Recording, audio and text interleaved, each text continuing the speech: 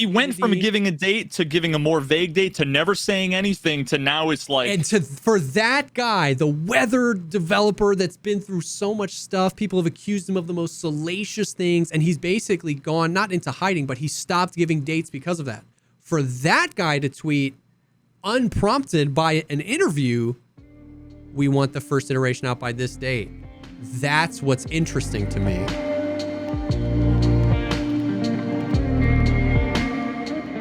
What's up, everybody? Welcome to the podcast, the show dedicated to talking about all the Pogcast things in life, like music, content creation, and video games. I'm your co-host, JesseKazam. And I'm Veritas. And I'm a dairy queen. A dairy queen? The nails painted again? No, they're still painted. Oh, gotcha. I guess I don't know how long nail polish lasts. Once again, I would just Sharpie, so.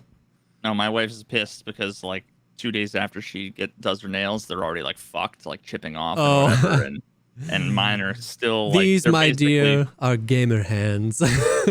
They're flawless. You should have seen the first day though. Like I was like in the shower, like not wanting to. I don't know, dude. I didn't want to get like it in my hair. I didn't understand how it works. That's so funny. That's so great. Yeah, how's everything going, bud? You know, that's good. That's good. It's good. Been playing some Tarkov, playing some Star Citizen. Tarkov's. So what's weird is that like I have had. Yeah. Okay, what's weird is that like Tarkov I have had some of the least motivation to play Tarkov that I've had in a while, which is rock bottom. Which is partially because I have another game I want to be playing. Star Citizen, which we can talk about that later. You don't say. Yeah. But, so what's weird is that but at the same time, some of my favorite moments in Tarkov for a long time have happened recently because I've been more intentional. Is it because out of desperation? I mean, it's like, kind of, yeah. I mean, and out of desperation to find a way to enjoy the game, I found a way to like really enjoy the game. Does that make sense? So it's like the ideas come out of desperation, but then the execution ends up being just like, why don't I do this day 7 of the wipe? Like, it's just so much fun. And that could be as simple as like building a gun that's like super weird. Like I grabbed an AK-74U, you know, this tiny little, and I like, kitted it out and put the waffle suppressor on there. And I called my little mini waffle maker, and I went on like an 8 raid win streak. Dude, that gun is nasty. Yeah, it's good. It's the best it's ever been. Or it could be like, dude, we have just been doing so much with Voip. Dude, I'm out here changing the world. Like, we're Voiping, dude. So I told you a few weeks ago we did the... Donate to the ACLU. Yeah, we did the raids. I'll drop you this Bitcoin. We did the raids. Oh, well, that, by the way, that clip of you and me playing, and I said, I'll drop the Bitcoin, and the dude just killed the other dude. I posted that to TikTok, and it's got 200,000 views. It was my most viewed TikTok of all time, dude. Because I was in it. It had nothing to do with dude. Of course. Anyway, so like stuff like that. And then I told you like a few weeks ago, we did the, where like we intentionally were like inviting randoms in the lobby. We were inviting low levels, and we did that. That video is coming out tomorrow, the video I made about that. And then just like, once again, I was telling you a few weeks ago, like it's about being in the right frame of mind to do Voip, because I'm so used to just kill on site, especially late wipe when you kind of really feel like Groundhog Day. Every raid is just like mutant BP, and it's like, but like the other day I was doing a raid and I shot at a guy and he was like yelling. He was like, no, stop, friendly. And I was like, oh, what's up? He was completely naked. He had an AKM and he was trying to finish Punisher. He needed one more scav. So like, I was like, oh, come with me. And like, we went away from resort. It was shoreline. We found a scav. He killed him. And I was like, all right, well, now that he was like, you can kill me now if you want. Cause he got his quest on. I was like, no, dude. I was like, let's go to resort. Let's get you looted up. And like, we went to resort. We started unlocking rooms. We found a 2-man. I killed one. And then I was like flanking this guy and I was pushing him. And then I lost my buddy. And then I was like, oh no, I don't want to get killed by my buddy while I'm trying to kill this guy. And then like, then my buddy came back upstairs, and like the guy I was fighting, me and my friend that I adopted were all talking because my friend was like, where is he? And I'm like, well, he's over here on the right. And that guy's like, not anymore. And like, the guy was like, I think I'm out of ammo. And then he asked to be friends and he shot at us. And so I charged in and killed the guy and saved my little buddy. And it was just like so much fun. And then as we were looting up, somebody else came, this super thick dude. But it turns out he had just worn all his best gear and he was like level 12. He's like, I'm questing. He had like a Gen 4. And I was like, well, let's go. And we took him to West Wing and we did a bunch of quests for him. And then I took these two guys to Path the Lighthouse and we all extracted. And I was like, yo, this is the best. This is the best.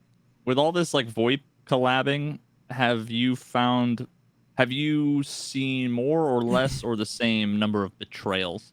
Less. Dude, like no. Every time I wanted to help people, well, not every time. I'd say maybe 20%. It would be like this just devastatingly sad, like I'd open up the factory door for him, help him with the quest, and then at the last moment while I'm unlocking the door, they'd headshot me, and I was like, that's crazy. To be honest with you, I'm surprised that hasn't happened to me more. But like that has not happened to me once. Basically what happens is either the guy just says he's friendly and then immediately tries to shoot me and I kill him or he kills me, or once we initiate friendship, we're just friends. Like I've never had somebody like let me walk them through the whole raid and then kill me. I think if they are not like pistoling ninth wipe, they're experienced, but just like low level shitheads. Those are more likely to turn on you. But I think new players genuinely just want the help. 100%. They don't want the smoke, the boat. Yeah, exactly. Because if they tried to kill you and you killed them, they'd be like, I wasted such a good opportunity to get all that gear for free. Especially, you know what this is? This probably represents 90% of why our experience is different. I play with duos. So whoever the guy is has to kill both of us to win. There's some subtle intimidation there where it's like, we're going to help you. And if you try and kill one of us, if you kill one of us, the other dude's going to immediately kill you. You know what I mean? And that helps a lot. And then today, every time I play with Geeks, his thing is he'll be like, I'm Canadian. I'm like, oh, okay, there, bud. Someone will VoIP me like, friendly. He won't even say friendly back. He's like, hey, what's your favorite Whitney Houston song? And he's like, sing it. Disarming. He's like, sing it right now, or we're going to kill you. And like, we had one raid where the guy's like, I don't know Whitney Houston. And Geeks was like, you better Google something right now. And he started counting down. And then from the other hall, you hear the guy like singing, dude, just singing these random lyrics. And then we adopted him.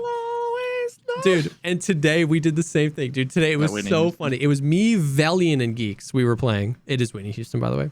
Okay. Me, Velian, and Geeks were playing. And then we found somebody on Interchange that we adopted, and Geeks asked him the same thing. And he was like, I don't like Whitney Houston. Anyways, later, this guy was no gear on, but Velian dropped him his raid backpack. So that's how we like identified him. He was completely naked, but he had a raid bag on. He had like an SKS.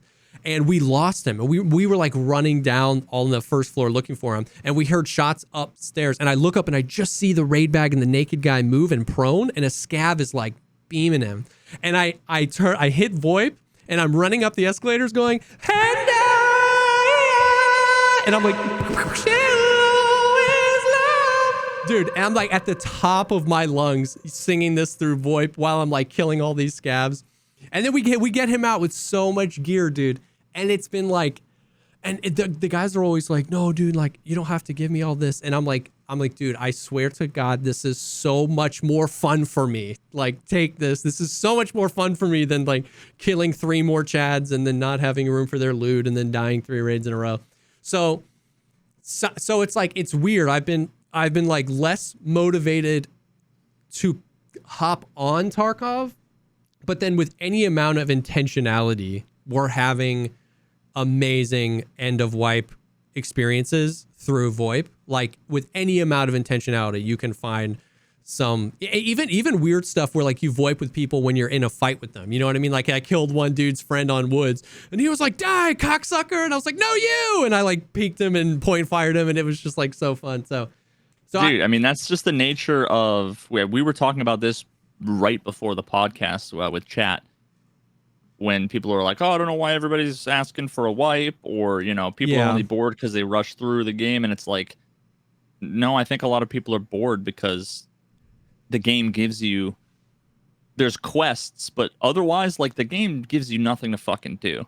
Yeah. Like, you have to make your own fun, which is why I think a lot of people make do hardcore playthroughs. Yeah. Because it's like adding.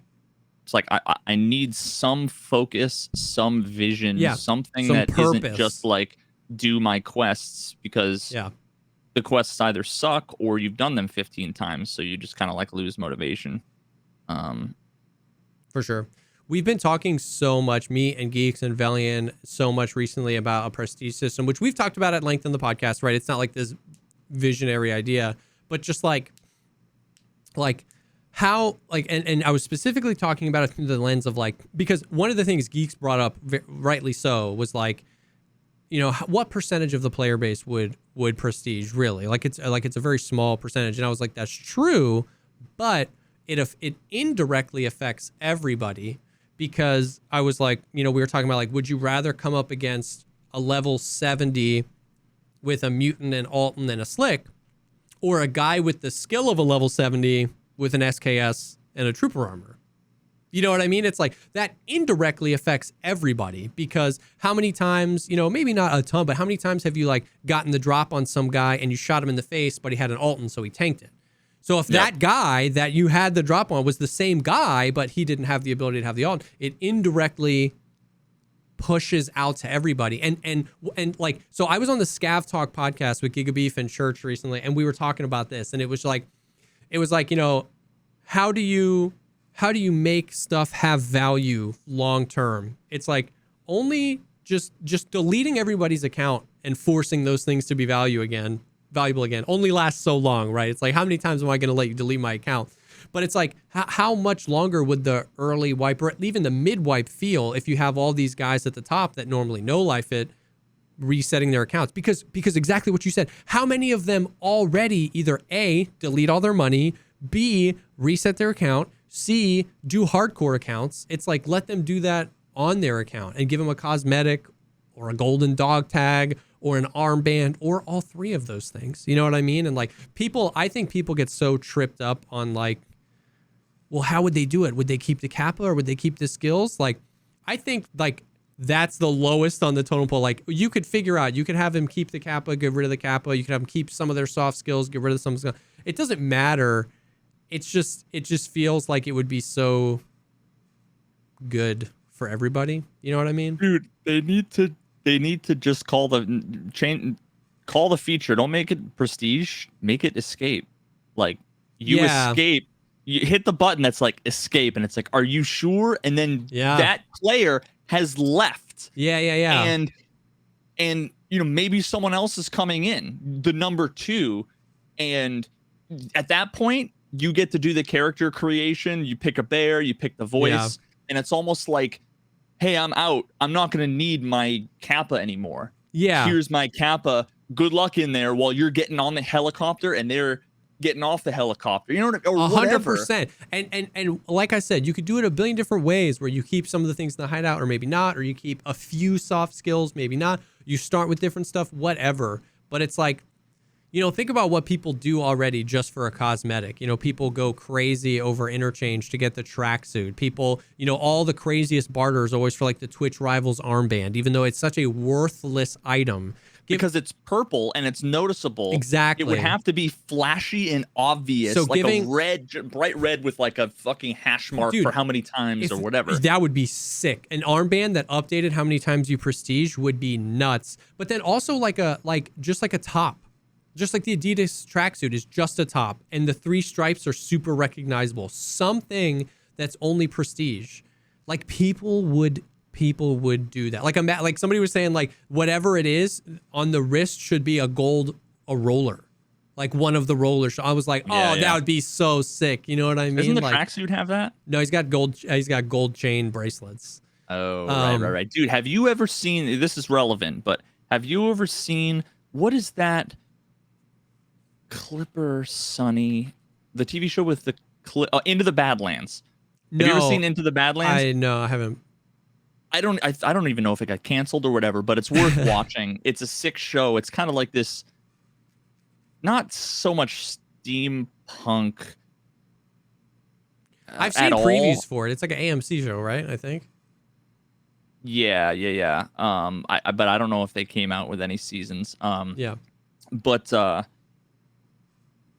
it kind of has the same aesthetic as the Book of Eli. Okay.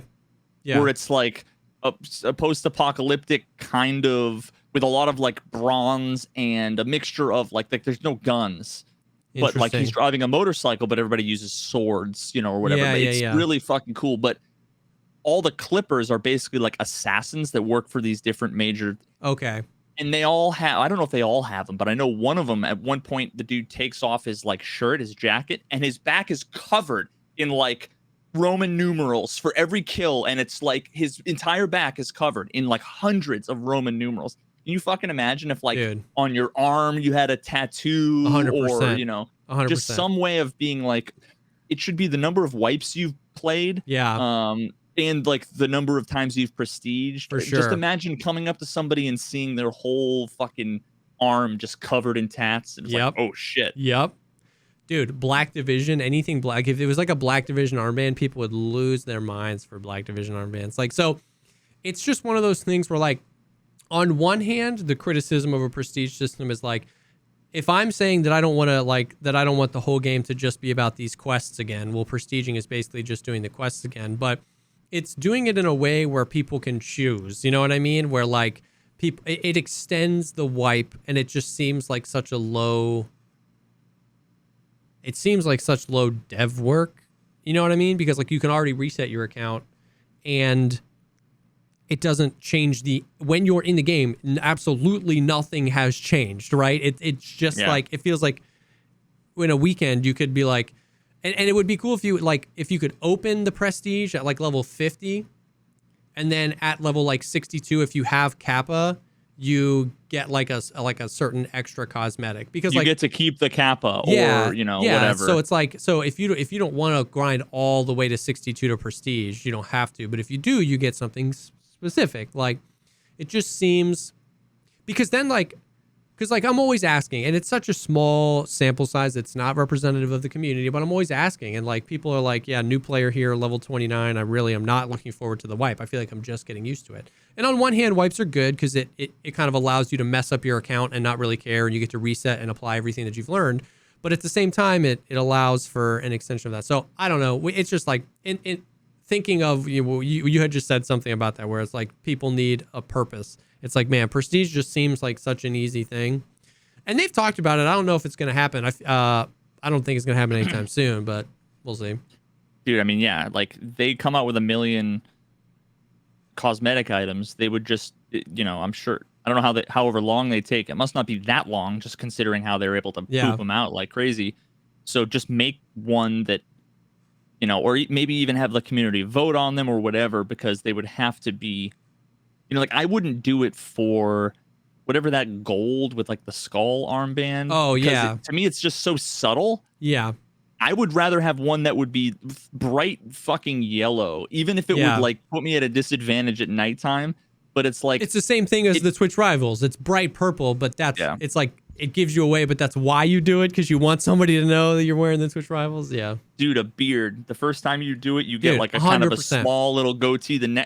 3 or 4 times, and you've got like a fucking just beastly, a beard, a top, like the top is super, like, because then you can have the prestige top with the Kappa armband, or the prestige top with the Antar armband, and then you've got like the beard, like, and all that stuff seems easy, and it's just like, yeah, it would be trivial work for sure. Trivial work, and then it would like if they announced like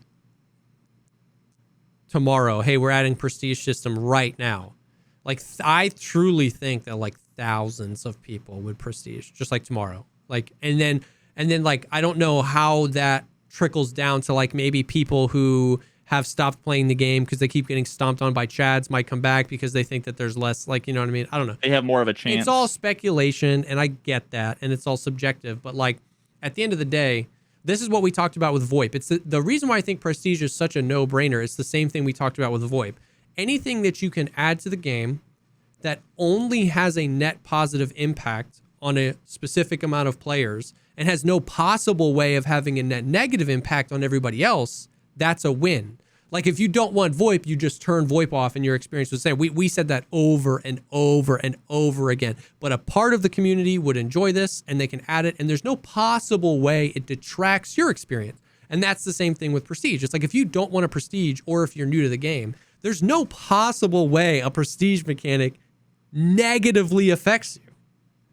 So the only reason why they wouldn't do it is if Nikita like doesn't see it in some form in the final game. Yeah. It's wasted development time, even though I still think it would be worth it to do it for a year and then yoink it from the game. If it was, if the game's totally different when 1.0 comes out, then yeah, sure, yoink it from the game. But yeah, so I mean, that kind of reminds me of something that I wanted to talk about that is, I think, very closely related to Tarkov conceptually. And it has, in the Venn diagram, a little bit of overlap with Trackmania, because I think it gave me a totally different perspective on something I've never seen in games before. And that's the idea of community-generated content. Yeah. Because I've been working on this little mini documentary about one of the kind of driving disciplines in the game, because there's like dirt tracks and all kinds of mixed surfaces, and then there's what I'm doing is full speed, which is like you're sitting there at 800 kilometers an hour, like you literally don't remove your fucking foot from the gas. But anyway, something that's like not obvious to people is that there's tens of thousands, if not hundreds of thousands, across the last couple games of tracks. They're all generated by the community. The shit you see me driving on every day, even the stuff with unreal sceneries and all kinds of crazy it's all user generated. So the developers can literally not do, I mean, I say this all the time, and like people in the community meme about like, yeah, well, they haven't done anything, but like that's like all the Tarkov veterans complain about it. But the new people are like, I don't know what you mean, dude. There's so much stuff to do. But they could not do anything, and people would still be playing the game 10 years later, because if you look at Trackmania and Nations Forever, the game's more than 10 years old, and there's still tons of people playing because community-generated content is huge. So I don't see, not to mention, I don't know, that kind of thing doesn't necessarily make sense for Tarkov, but conceptually, I think that could be one of the most powerful things that any game developer. Yeah.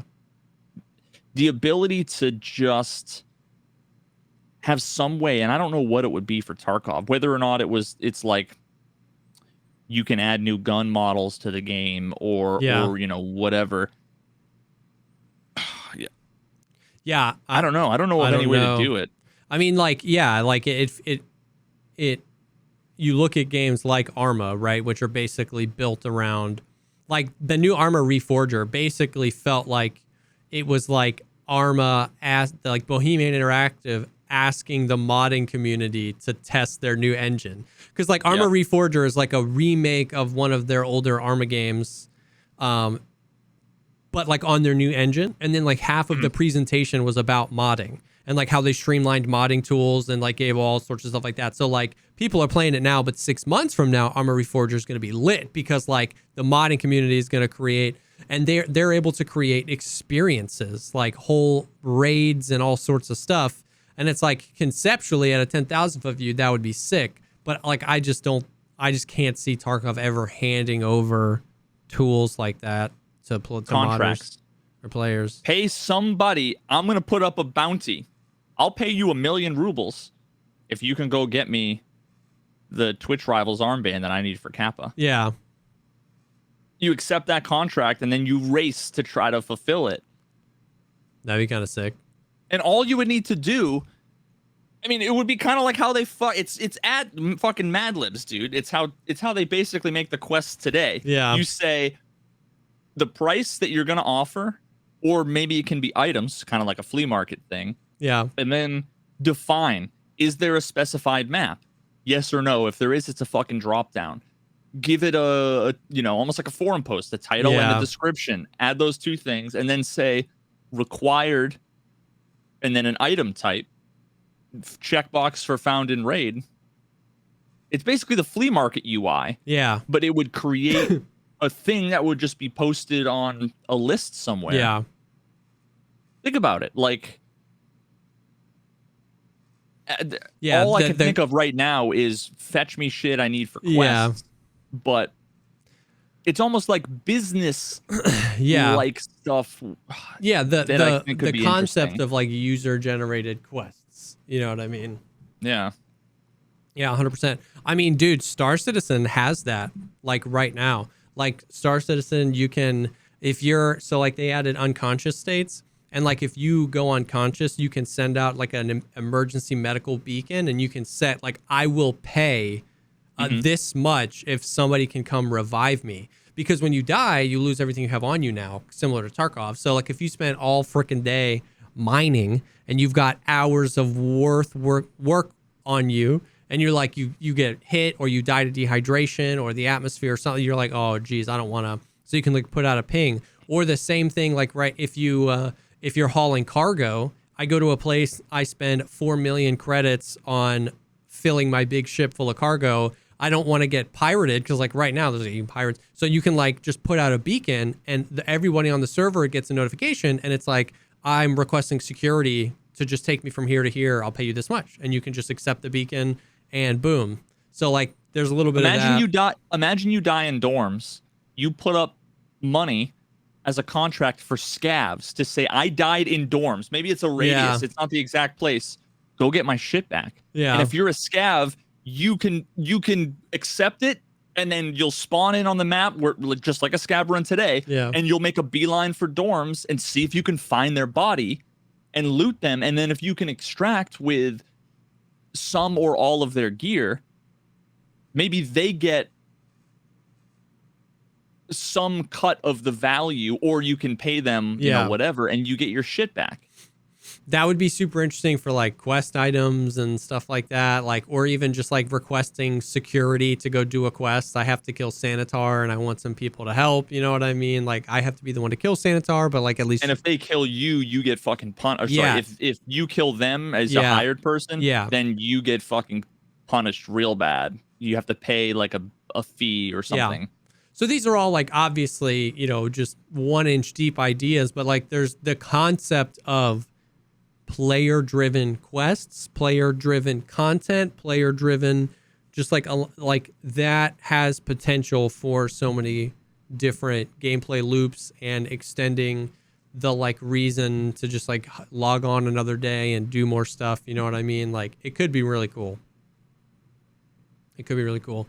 Yeah, I mean, like obviously in like a perfect world, the thought of like allowing, what if we had the Halo Forge, but for Tarkov, where like modding communities could like create game modes or create maps and stuff like that. Like it would be nuts. Or even not even maps. Like when you think about like DayZ, largely, I guess technically, I think didn't the second map Livonia actually come out of a mod? Most of the mods don't really mess with the map. The map is largely the same. The mods are just like, now, there's a trader in this one or not, or it's food is more scarce or it's more readily available. Like, think about, maps and guns would be like a little bit more, of course, troublesome, but like you can go into Blender and design new blocks and then literally like script out how they work. Like the community has added all these crazy fucking things that are nuts. Imagine going to Blender and design a new shirt. Yeah. Because they have car skins that you can customize, like put your own logo on a t-shirt or whatever, right? God, like there's so much shit that they could open up. I doubt any of that'll ever happen, but like that would be sick. Because when you look at like the two types of games that last a long time, they're games that are highly, highly supported from the developers. Like when you think about a game like Fortnite has been like one of the most played games for a long time now, a long time in the gaming universe. Like, of course, you can Because they can make money regularly. Well, and they invest that money, right? Like, there are constantly new seasons. They've changed the map multiple times. There are constantly new guns that rotate in and out. Like, well, that's because the people can buy into the game, right? Like, there's microtransactions or whatever. Galore. So that's why Trackmania has a monthly fee. So it's worth it for them. If Tarkov stops selling copies tomorrow, they make no money. They're not going to support the game. And so exactly that. It's like, if there's a way to monetize the game continually, Warframe's another good one. Or even like WoW, right? Like, WoW is the classic example. WoW has been the #1 MMO since I was a kid. Oh, sorry, yearly fee, not monthly.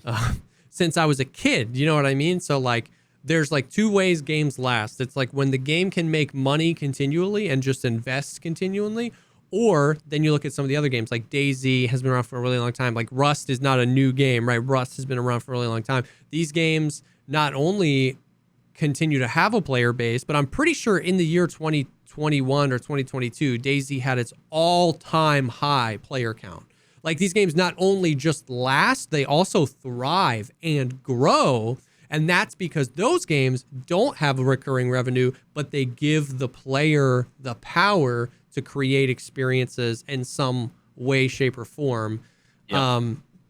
And then something in the middle I would call almost is like something like Warzone. Like, Warzone is, I guess that stuff, once again, it's freemium, so it's a lot of different stuff, but like, largely battle royales, there's not like expansions. Like, WoW has like new content, or like a new raid, a new thing that can be grinded over and over again. Like, for the most part, battle royales, it's just the core gameplay loop is so engaging that if they can just keep you strung along with, like, every 2 years they change the map and every month there's new skins or whatever, like, you're invested. Yeah. So like that's almost kind of where I feel like Tarkov will land, because I don't think they're going to try and overly monetize. I don't think they're going to give the players modding. I think that what they're going to try to do is just make the core gameplay loop so engaging that it lasts. But I've actually considered that before, where it's like, what is the long-term future of Tarkov if they're not going to continue to monetize it, and if they're not going to give players that much control? How long could it last? Yeah.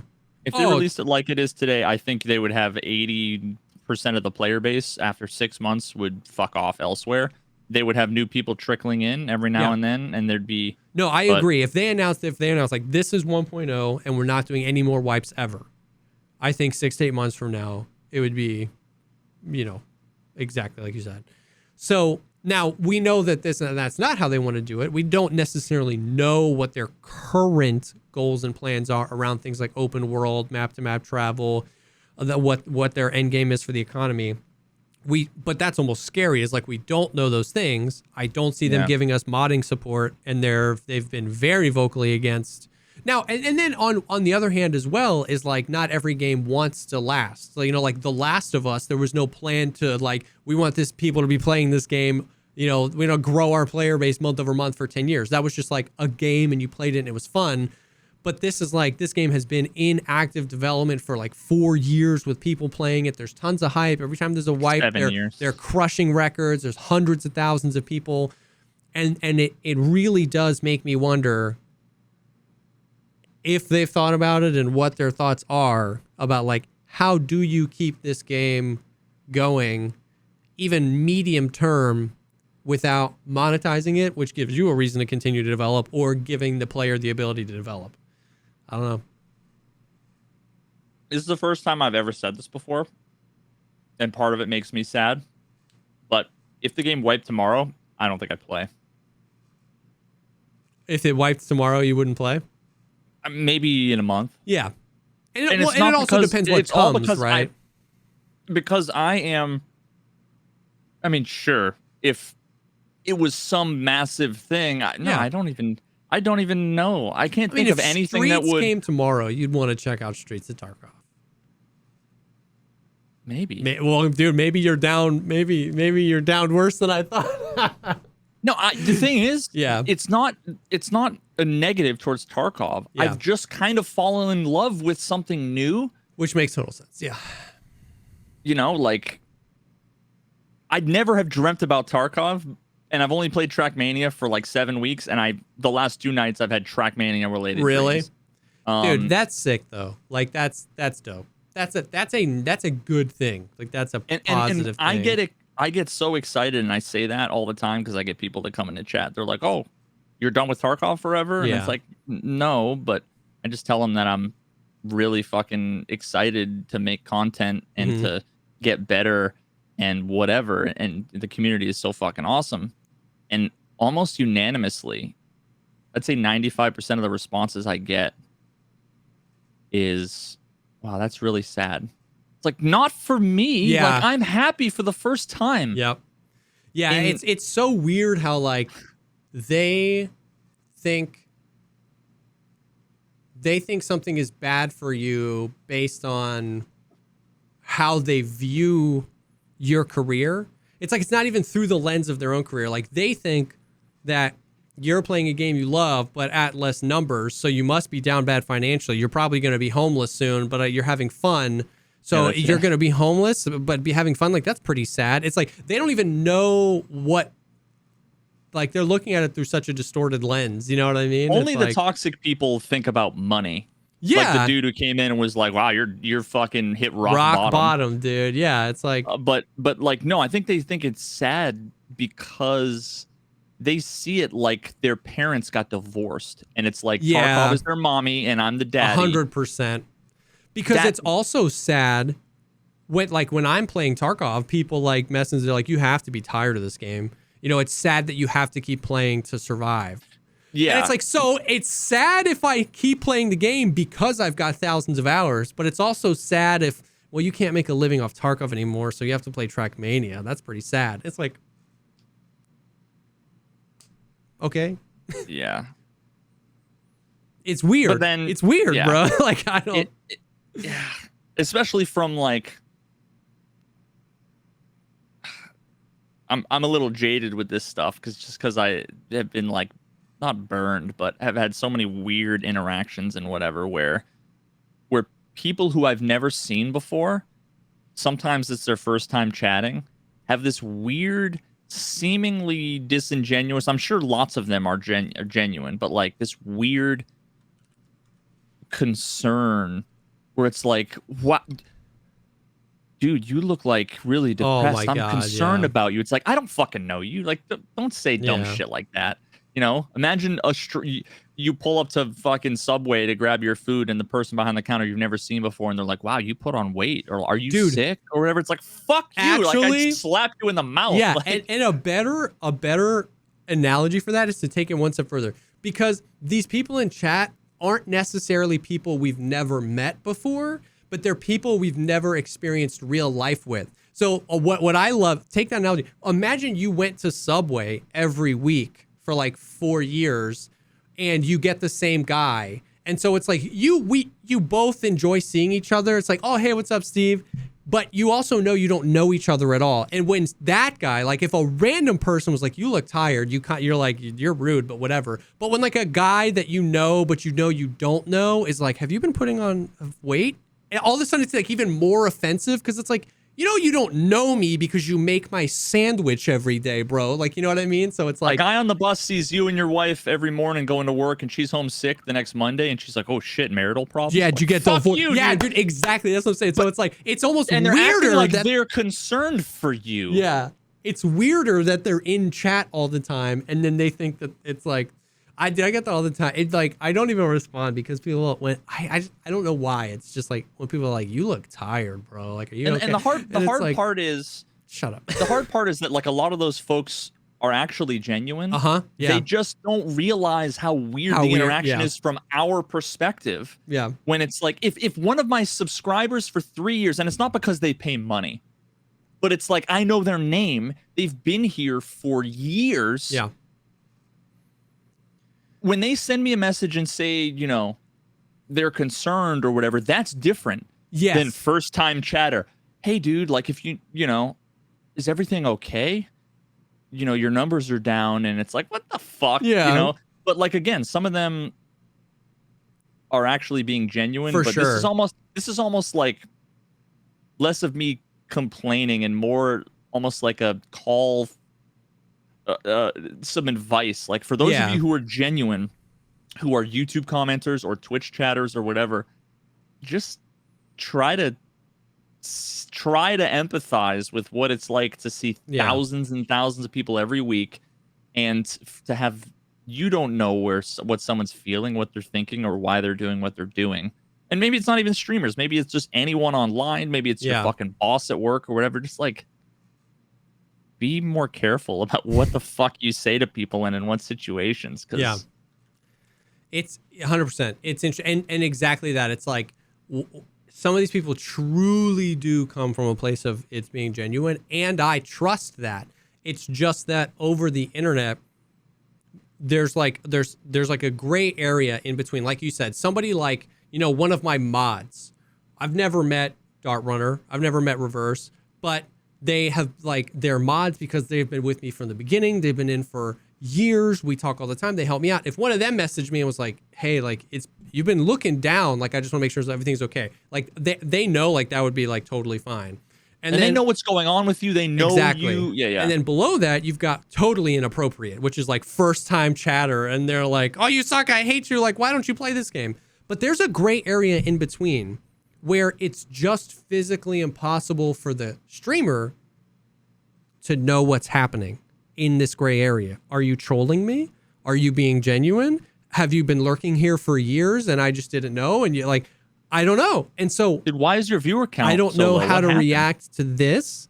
And so just assume that every reaction possible has been had. You might just like, I might be frustrated that day and I react negatively to you. And you're like, this guy's a dick to his new viewers. It's like, actually, yesterday, some dude asked a question and he was totally trolling me and I answered him seriously. And then we had to ban the guy. It's like, it's just an ever evolving thing where you can almost never pick the right reaction because it's just all in this gray area where we have no idea.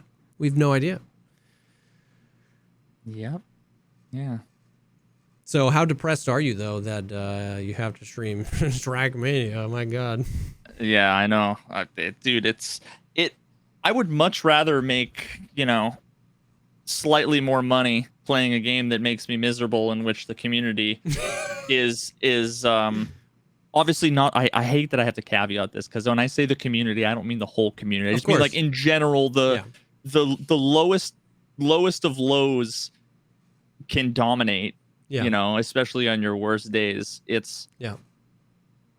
I was playing, like I said, I've been playing Trackmania for the last probably 4 or 5 weeks, almost full time. And I play competitive 3v3 and there's chat back and forth. And I've had exactly 2 people talk shit. And everybody else has been like, GG, nice try. Like, the community is the way that the Tarkov community used to be.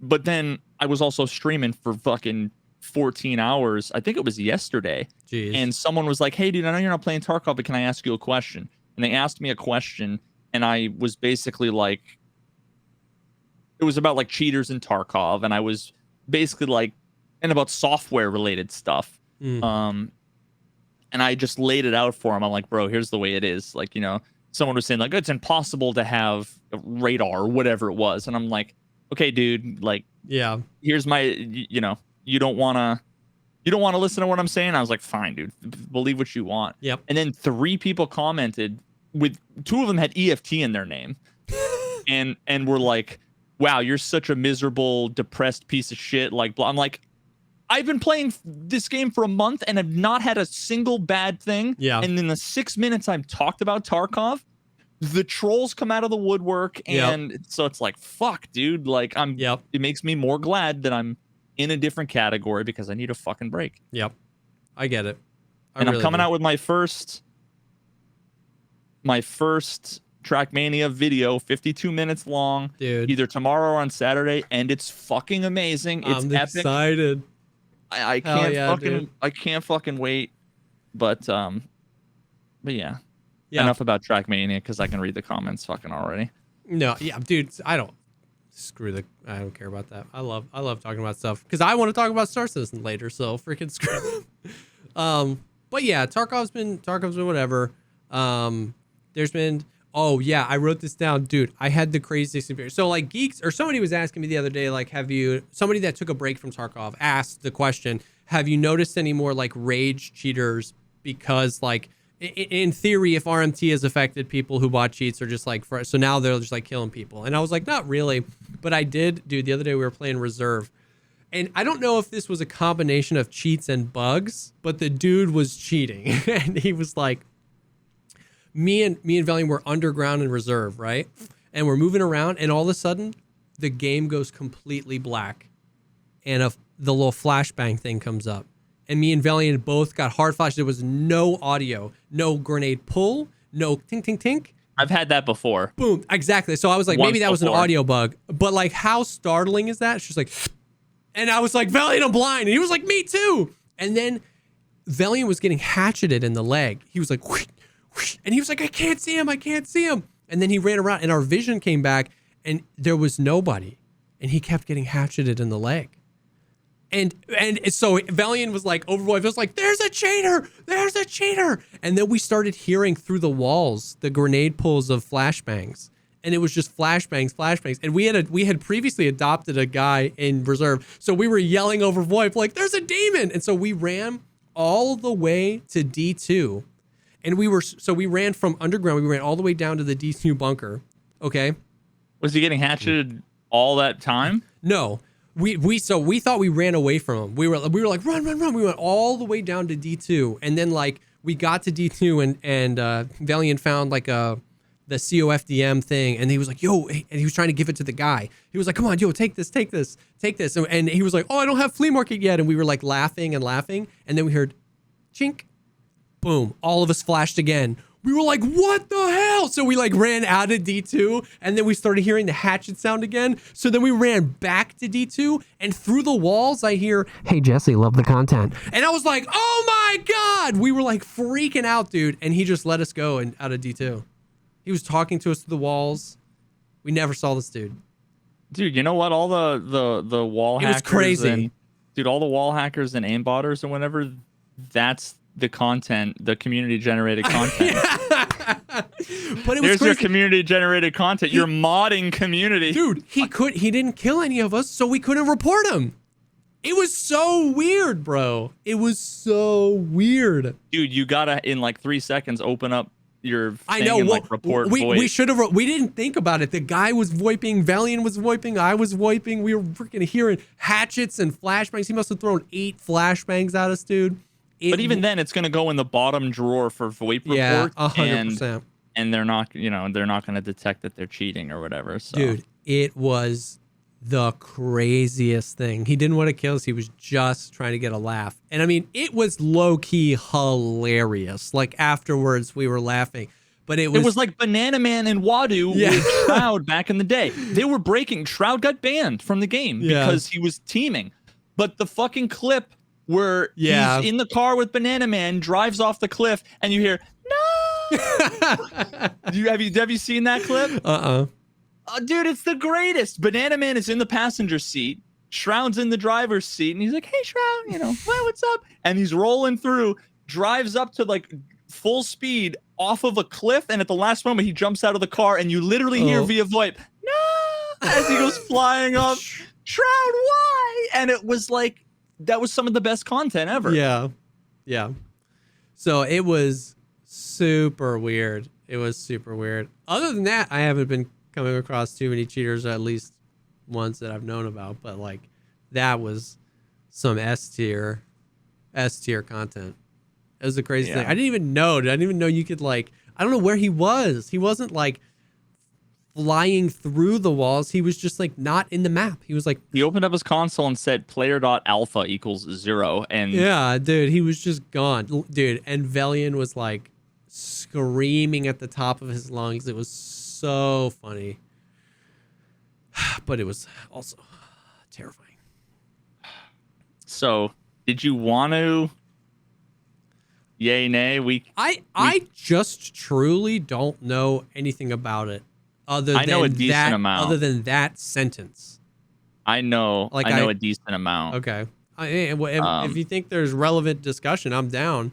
I heard tweets about it. I saw a tweet longer. I read the first 3 sentences and was like, "Oh, I don't care about this," and then I just moved on. Yeah, I mean, I don't know. It's not gonna like bring much new to the table. I don't know. Yeah. I feel like it's just worth mentioning and Yeah, talking yeah. about real quick. So there was and I'm not even lying, I don't remember the name. So Me either. and even if I did, I wouldn't say it. Like, feel free to go to Tarkov Twitter and you'll Yeah. fucking find it, I'm sure. But there was a streamer, I don't think that big, that effectively admitted to cheating using a radar. And I think it was one of those, you're about to get outed, so you come and apologize preemptively to make it seem like. And you know what the funny part is that I pull up Twitter and I see you might like, and it's Intel, like, to follow. Yeah. Another person, and then that guy. Yeah, he's getting a lot of traction on his Twitter. So they were like, yeah. Speaking of traction, the track suit was the reason this person alleged that they had been using the radar. It was only to find Killa. Yeah. I think he said for like 6 wipes or something, but I don't know how long it was, or 6 months. Fuck, I don't know. But anyway, it was just like huge drama for a while. And the reason why it was relevant to me, I don't know if you saw my tweet or any of my retweets or anything about it, but I had tweeted like, this is fucking disappointing, because I'm like, I recognize that name.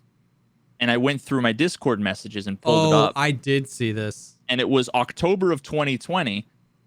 This is a message from him. I just wanted to say thank you for the raid. It boosted me to affiliate. Means a lot. You have no idea how grateful I am. And I was like, fuck yeah, GG's. Let me know if there's anything I can do. Like, it was one of the times where I had the opportunity and was able to like go out of my way to like, I shouted them out in my fucking video. One of my videos, I think it might have been a Getting Tarkov video. So one of the ones with 6-figure, views.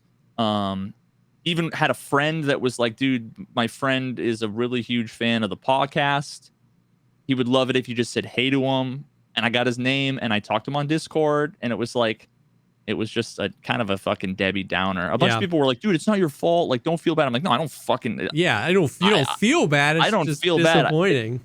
Yeah, it's just like when you pay the kid who mows your lawn, 3 times the normal thing, and then you find out he's been stealing from your garage. It's like, I'm not mad, I'm just disappointed. But yeah, and it's like, and it's hard because on one hand, it's like, if you are cheating, you know what I mean? Like, because I didn't know that. I didn't know that. And I don't know if it's true, where it's like he did it because he knew he was going to get caught, so he got out ahead of it. It's like admitting to it is the best thing, right? If you mess up, admitting to it, you know what I mean? Like, instead of trying to cover it up for forever is the right thing to do. But it's like, at the same time, you have to understand that by admitting to it, you're also admitting that, like, well, I can't trust you anymore to a certain extent, right? Like, if you say, I was only cheating for this reason, I was only using it for Killa, it's like, well, bullshit.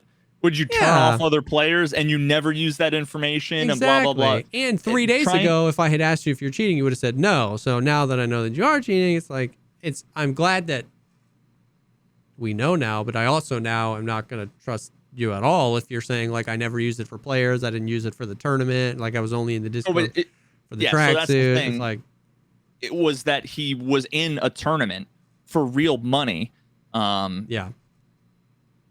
And then he said, what he actually said is, it came to light recently that people think I am a cheater due to evidence surfacing of my use of radar. Because in a Discord, he used his main account in a Discord, and people screenshotted like, yo, is the radar down? Like, it's not working for me.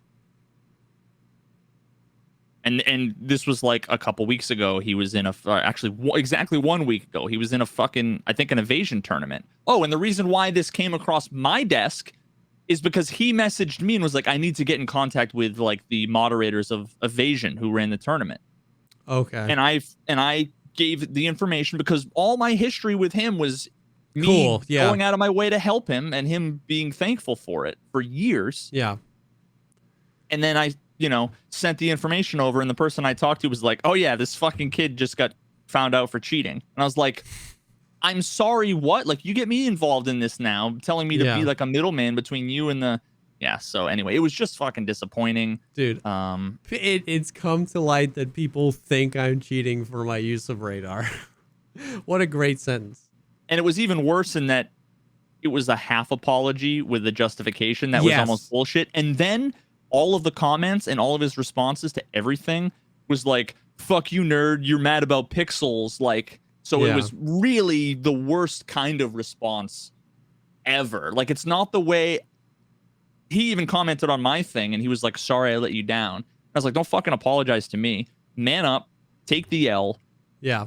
Like, take responsibility for what you did.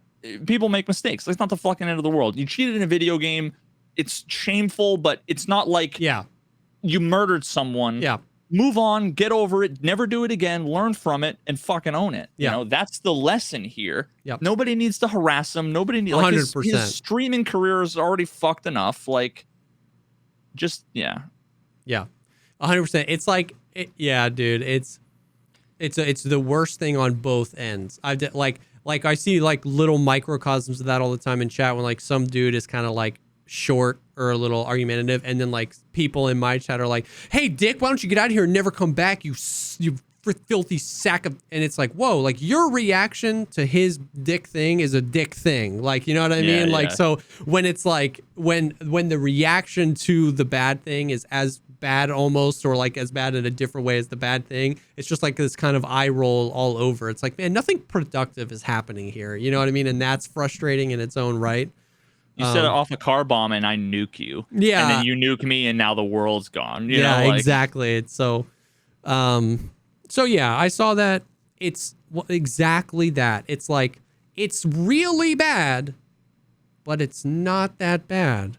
Like, you know what I mean? Like, if your whole world is Tarkov, it's the worst possible thing.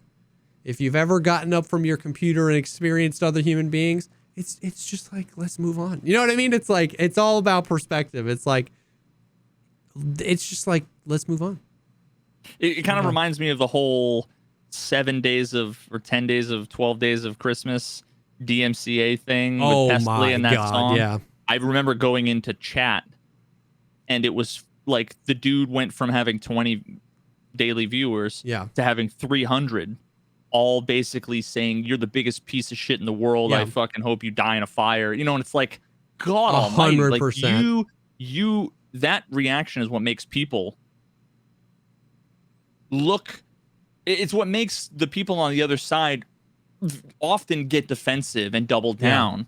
You know, if everybody was just like, I'm fucking disappointed in you and, you know, whatever, and then moved on, then you're not going to be like, well, I didn't actually fucking... You're only going to do that when people are like, you're the worst thing I've ever fucking seen. Then you're going to be like, well, it's not that bad. 100%. It's just pixels.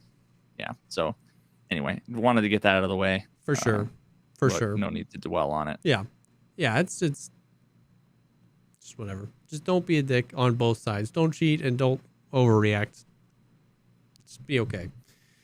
In other Tarkov related news, Papa Nikita has been tweeting, which is a dangerous thing. No, I'm just kidding. Well, I guess first of all, I didn't even put this on the thing, but like, so the Summer Games Fest, is that what it's called? I think is happening June 9th.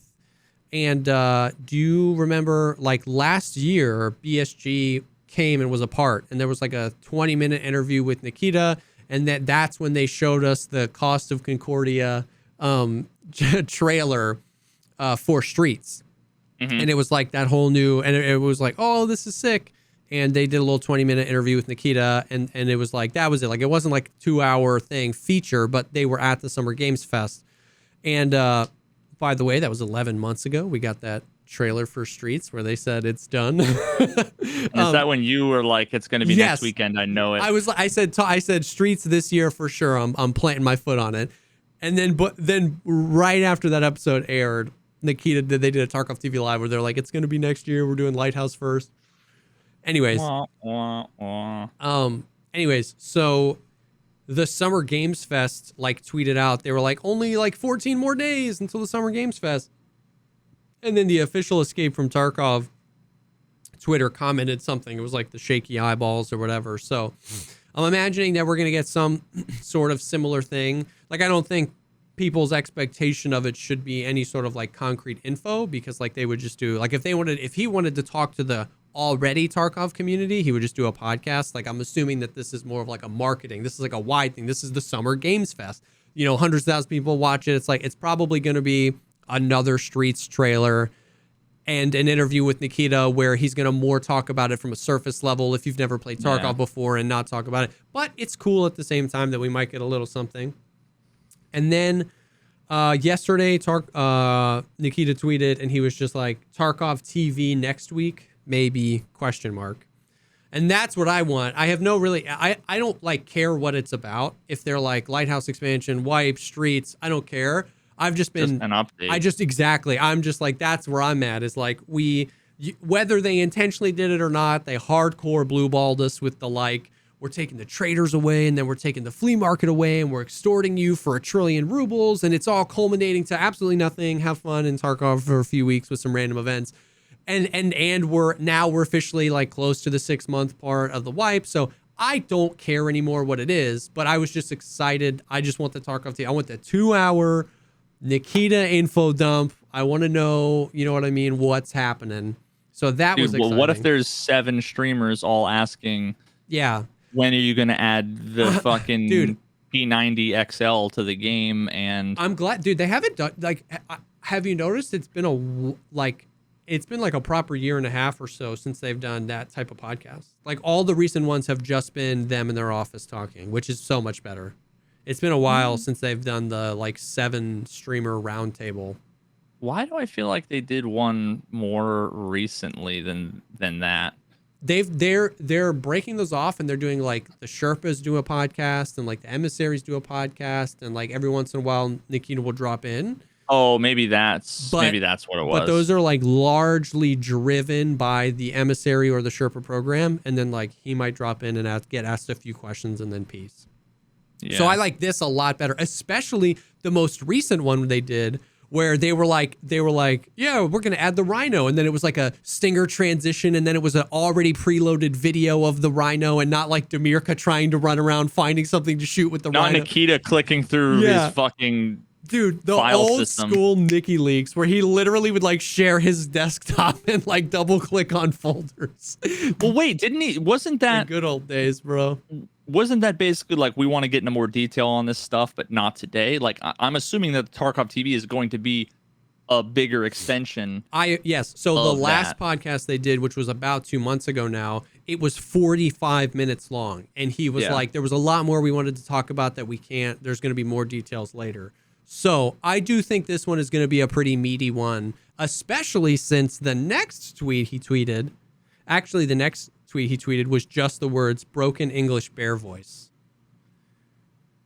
So, I mean, that's cool. That's what we've all wanted for a while, but that was always weird. Anyways, though, I'm especially excited for the Tarkov TV podcast, because then today he tweeted the most asked question: when is Streets coming out? It's being done. We hope to see first iteration before autumn. Right now, performance is crucial point. I don't know what performance is crucial point means. Is it at a crucial point? Is it? No, I think right now, like, they need to focus on it because performance. Yeah, it's probably not great, which is understandable. Anyways, that was just interesting to me. Tarkov TV next week, maybe? And everyone's like, oh, yeah. And he's like, the most asked question is Streets. When is it coming out? And he gave like a date, bro. It's been so late. He was like, we want it out, the first iteration out before autumn. So once again, I'm sucking the copium pretty hard because I just rather live my life that way. But I'm not sucking it so hard that it's like, September, the summer solstice happens and it's like, oh my God, you haven't released it. Like, no. Autumn means winter, and winter probably means next year. But what interests me more than the date is the willingness for Nikita to tweet a date. Does that make sense? So like he tweets out a date. That's more significant. Yes, and I actually don't care about the date. What's interesting to me is that the weathered Nikita that we have 7 years into this, after all the like, he's become so weathered to the community. He went from giving a date to giving a more vague date to never saying anything to now it's like. And for that guy, the weathered developer that's been through so much stuff, people have accused him of the most salacious things, and he's basically gone not into hiding, but he stopped giving dates because of that. For that guy to tweet unprompted by an interview, we want the first iteration out by this date. That's what's interesting to me. So I'm very interested when you do that at this podcast. In software, when you do that, assuming you're not one of the people that always over delivers and underperforms. Yeah. If you say it's going to be on the 30th, then you are comfortably confident you'll be done with it on the 10th. Yeah. Because you're giving yourself tons of wiggle room because you know a million things can come up that'll push it back. So that makes me think like they're closer. Yeah, it at least makes that it makes Streets being closer than we think from like a not plausible thing to a plausible thing. It doesn't mean it's happening, but it's like that's actually interestingly plausible. So we were talking today about how like there's a few ways they could do this. Like, you know, there's the nice guy Sons of Soon. We get a wipe in like the beginning of July, and it's Streets and the Lighthouse expansion. And it's like the, you know, full tinfoil hat culty. I think there's a universe where we also get like the Lighthouse expansion in the next like few weeks, like in June, and that without a wipe, and that, you know, it from what BSG would think would hold us over. And this is actually like a really long wipe. And in like July or August, we get a wipe with Streets. And then I've also heard people think the opposite, because apparently, I don't know this to be true, but I was talking to Airwing Marine about this on Twitter. I don't know if you've seen any of his YouTube videos. If you haven't, not recently. Airwing Marine is actually great. Like some of the best like economy flea market. Yeah, so like go check out Airwing Marine. But I was talking to him on Twitter today, and he was saying I could have sworn, he's like, I have it written down in my notes that a podcast like a year and a half ago, Nikita mentioned something about wanting to be able to introduce Streets without a wipe. That doesn't seem to make sense to me, but all that to say that there's a version of that flipping too, where maybe we get a wipe in 6 weeks with the Lighthouse expansion, and then a few months into the wipe they drop Streets, which makes less sense to me, but not no sense, because it would be interesting. Because my biggest thing is I want to be able to enjoy Streets I want to be able to enjoy new maps without having to do my early game quests, but wanting to wipe with a map also makes sense, especially Streets, because from a PR thing, right? Like Streets is going to be one of the biggest things to ever happen to this game outside of 1.0. Like, you know, Shroud will be back for Streets. You know, Summit will be back for Streets. You know, the dock will be back for Streets. Like, wipe is free advertising. Exactly. And so, but not even a wipe. If Streets happens, all these people come back, it's going to be advertisement. Advertisement means the sale of new games. If they drop Streets right now and we had a flood of new players, that would feel almost kind of gross with like all the veterans with 200 million rubles and then like 100,000 new players just getting stomped. So it makes at least a little bit of sense that if it like wiped in June and then in August, 2 months into the wipe, Streets came. So it was like, if you play a lot, you can like go experience Streets and you're not super worried about quests. But we're not so far into the wipe that it's like an absolute just wash for everybody else. It does, regardless of any of that, it just like those things posed an interesting, like it was just interesting to like think about and theorycraft about, where he was like, hey, we want to do a podcast next week. And everyone was like, oh, sick. And then he was like, hey, we want Streets out by the end of the summer. And everyone's like, whoa, what does that mean for wipe? Wipe soon, wipe later? Does before autumn really mean December 31st? Or someone did say in chat, he never said which autumn. It's like Russian. Yeah, it's a good point. Russian autumn, you know what I mean? That's a good point. So it's like, and that's what makes it like exciting to get news, but confusing. Because like you said, it could literally be that like they have Streets ready, but they're projecting because they want wiggle room. Or it could mean he's talking out of his butt and like autumn really means like spring of next year. And anything in between that is possible. So don't, suck on the copium a little bit if you're listening to this, but not too much. You know what I mean? I don't know. Yeah. But it was just exciting. Once again, like I hold all my opinions so much more loosely than people think. Like, it's just like, oh, whatever. Like, if something doesn't happen, whatever. The big thing is just that he's tweeting out stuff like that unprompted, and we're hopefully getting more information next week. And that's what's exciting, you know? Yep. Thursday. Yeah. Streets. Thursday in autumn. I guarantee you it's going to be before or after a Thursday in autumn. Yeah, definitely. Before or after a Thursday in autumn of a year, sometime between this year and 2027. Well, don't put a year on it. Yeah. Don't put a year on it. So that's like the Tarkov news. The event ended. We had Raiders on Lighthouse. So we had Raiders and Rogues. We talked about that last week. That event ended with another little lore thing. All of these lore things have been connected. This is what makes this wipe interesting, is they've done events before, but they've never done 7 events that were all lore connected. Like, they've been looking for this phone for like a month now, where like every event is like, Tagilla is here because the Raiders came to factory to look for Rizzy, which has the phone. And then the next event is like, Rizzy's like, I escaped and I'm at Lighthouse because I'm trying to sell the phone to the Rogues. And then the next event was like, the Rogues sold him out to the Raiders. So the Raiders are coming to get the phone. I escaped and I'm on Woods now. And it's been like a month and a half of like everyone in Tarkov chasing down this guy, Rizzy, who has a phone, and we don't know what's on the phone. So like, that's really interesting. This has come up so many times and nobody knows what the phone is or why the Raiders want it so bad, why they're chasing him around. So I don't know if like, I don't know. The phone has Nikita's nudes. Oh God. So I don't know if like, I don't know if the whatever happens next, the patch or a wipe or streets or Lighthouse or the Summer Games Fest, I don't know if any of that's going to be connected, but it's kind of cool.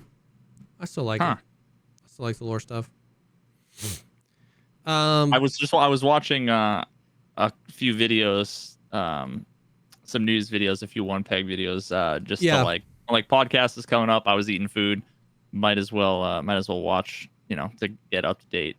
And literally as he was explaining some of the lore stuff, I didn't hear him like preface anything. I was like talking to chat, and then all of a sudden he was like, and then fucking Glizzy and Grizzy and fucking whatever, you know, and I was like, who are all these streamers he's talking about? Like, I had no idea. It was like, he was telling this crazy story. I'm like, yo, is this like global war news that's happening right now? Like, this person's looking for somebody else and the blah, blah, blah. I'm like, what the fuck? Yeah. So it's cool, man. It's cool.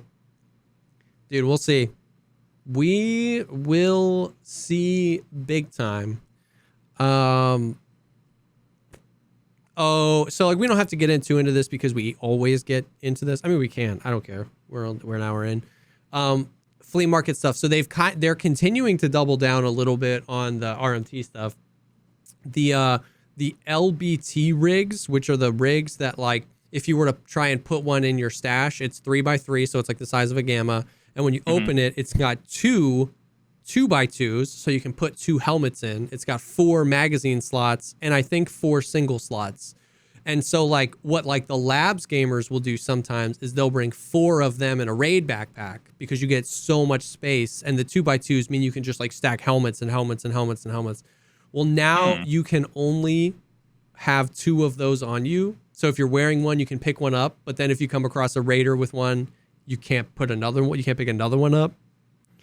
And Wait, even if it's found in raid? Yeah, you just like can't have more than this on you. I don't know, dude. Because if you're gonna do RMT, just tell the other guy to. Well, it's not. It's not that people are buying the backpacks. It's people are buying those. It's that the RMTers. I think the thought here is that RMTers are now having to sell more items because they can't sell more less valuable items because they can't sell really valuable items. So they need more space. So they're bringing in all these so they can like fit all the like, oh, you bought these GPUs and this and that and this and that and this and that. And so like they're trying to stop that. And is this just like, I don't remember the backpack sizes. Is there like a backpack that is one row smaller that is still infinitely I don't know. available? No, well, there was Like- one that there was one backpack that none of the rules applied to. You could stack as many of them as you want. It was super weird. They fixed that, so all the backpacks spawn the same. Somebody, a Geeks mentioned this today, or Valiant did, that like if you know how you need 2 pilgrims for So It Good, you need pilgrims found in raid. Yeah. You can only have 1 pilgrim on you. So if you had a non-found in raid pilgrim that you brought into a woods raid, and then you killed a scav that had a pilgrim, and you were like, yes, this is the found in raid pilgrim I need, you couldn't bring it. You had to like ditch your pilgrim and get the find. Like it's like more and more, it's growing more and more convoluted. And Yeah, and did they change all the limits on like a bunch of the streamer items too? Yes, because they were high single slot High- value. Yeah, so it's like it's kind of exactly. I hate to say it, but it seems to be exactly what I was saying, which is just they're moving the goalpost further and further and further back until you're not gonna be able to take anything in raid with you, and you're not gonna be able to fucking have more than one of anything, and then you're not gonna which is just gonna change the like, oh, the scav junk box is now fucking useless. You know what I mean? Like Yep. And like and that I'm seeing that same thing with the flea market too. Like right now, okay, maybe not right this moment, but the last time I sold a GPU on the flea market, which was like yesterday, I sold it on the flea market, and then I went, wait, and I had another one in my stash that wasn't found in raid, and I sold it to therapists, and I made more money selling it to therapists. Oh god, one of those. So wait, what was it again? The official value, the official flea market value of GPUs is below what you need, below what getting the therapist. So like you can sell a GPU to therapists for 140,000 rubles. The buying a GPU off the flea market is 160,000 rubles. But to list a GPU on the flea market for 160,000 rubles, you pay a 40,000 ruble fee. So you're only getting 120,000. So you should always just sell GPUs to therapists now, whether they're found in raid or not. Unless you're trying to boost your flea market rep. Yes. Like, which would now take 10 times longer because GPUs used to be 800,000 and now they're 150,000. So that's going to take 9 years now. Well, yeah, some people care less about the money and more like, I'm just going to sell everything on the flea. It's the same reason why, like, when you're trying to level up Peacekeeper, you sell everything to Peacekeeper, even though he doesn't give you the most money for like a Bitcoin or a dog tag or whatever. And but like that's trickling down to like if you try to list like Marlboro cigarettes, the red ones, trade for BS ammo. It's like 2 Marlboro cigarettes and 2 hot rods trade for a pack of BS ammo. BS ammo is arguably one of the best 545 ammos in the game. If you try and list a pack of Marlboro cigarettes for 30,000 rubles, the fee is 16,000 rubles. Like that's not trying to list an item for $1 million. Dude, they had to 30,000 rubles, dude. Dude, that has to be hard coded, manually specified. They're giving themselves more work because it's like they can't just let their own system and the economy dictate. Now they have to manually override and set everything, right? Like, and all of these different things are getting different value just because they're making it that much harder and more annoying for RMT to do all these things. And all that's doing, like I said, is just moving the goalposts. And now, before it used to be 25,000 a slot for these things. Well, now it's 19,000 a slot for whatever. And so at this point, it's just like, why? I don't want to be dramatic. It's not like why have the flea market, but like, why have the flea market in like in some sense, you know what I mean? Where it's like, I guess you can buy things you need, but like selling things. And then we can talk about like they're weirdly like they're like pushing people into doing barters more because the value, because like the whole reason you get like a crazy high fee is because the like in-game value of an item doesn't match what the value a player places on it, right? Like we talk about that all the time. Like the hard-coded value of a green key card is like 87,000 rubles because that's what you'd sell it to therapists for. So when you sell it for 50 million, the game is like you're trying to trick another player and it procs this crazy high fee. Barters work. Well, it's not that you're trying to trick. No, but that it feels like that's what the game thinks you're trying to do, even though you're not trying to do that. No. Because you used to be able to do that. I wish that was why. But it's not like they don't give a fuck about people listing things for 1,000 USD or whatever instead of 1,000 rubles. That's not why.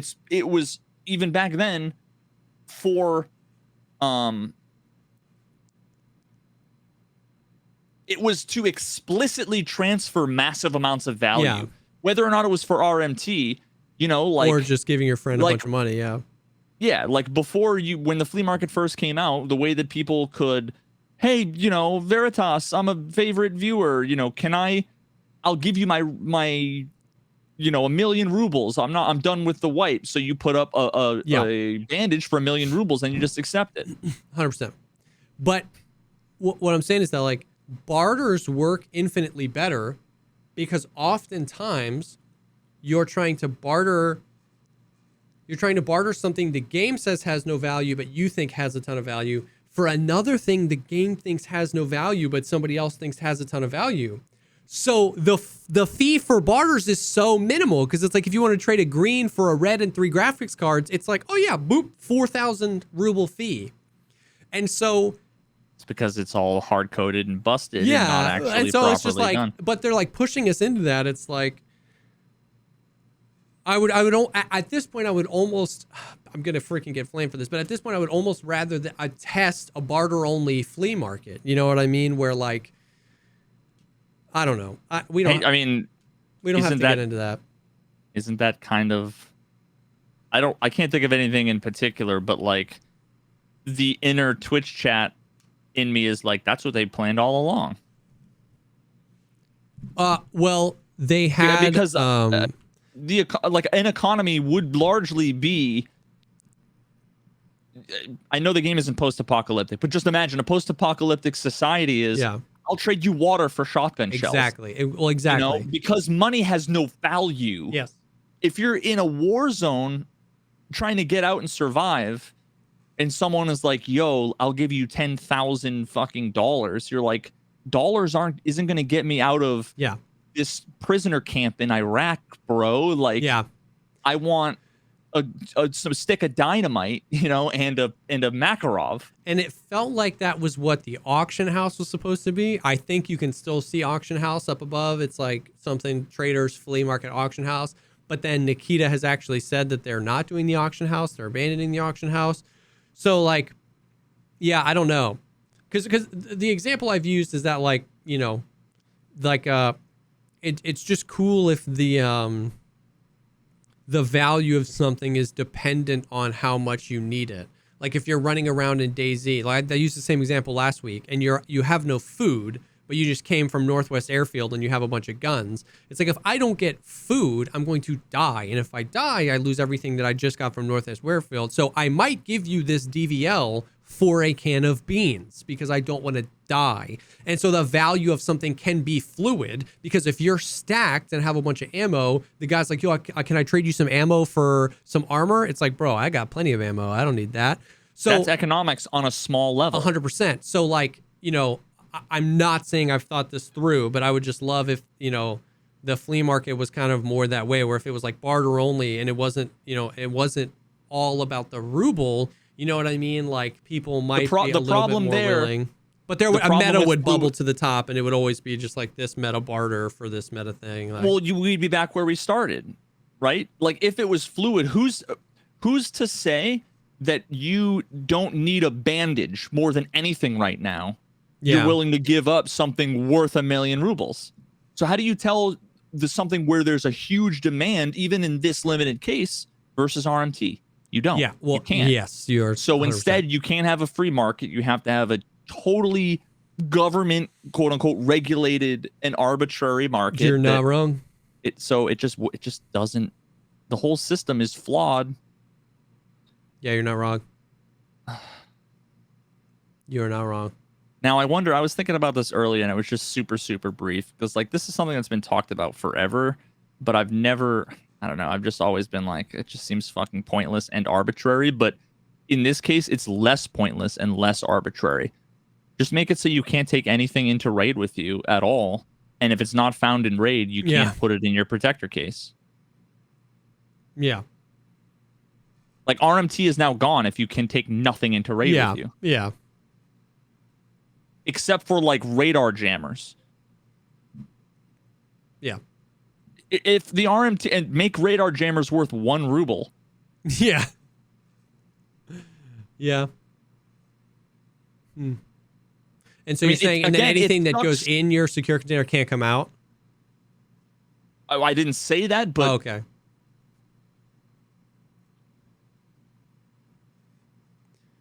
I mean, yeah, maybe. So, like, if you brought in, in your sit case, a red key card, you couldn't drop that. Yeah. But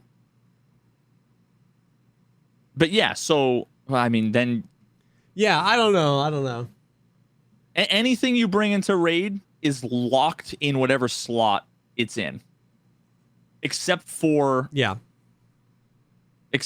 gear, because you're gonna want to be able to like upgrade your gear. But I mean, at that point, everything in your protector case, if you want to take a red key card in your backpack, cool, but you ain't gonna drop it. So you fucking die with a red key card. Yeah. So whatever you enter in a raid, fucking lock it. But locking it wouldn't work either, because you would have to be, you can't bring anything in. Because if you lock it, then you run into what it's now. If they die and it's still on them, then people can still RMT, because they would load up with stuff and it doesn't matter. And they would just they'd be like, hey, you paid me, kill me and take all the stuff. But if you brought it in and it deleted when you die, like now, that just feels so weird. So you'd have to put it pre-raid. You'd just be like, you can't take anything in the raid. No. So obviously all the ideas suck, and it was just it would just be better. I don't think. I'm trying to wrap my head around what I said, what I'm thinking, and then what you just said. Okay.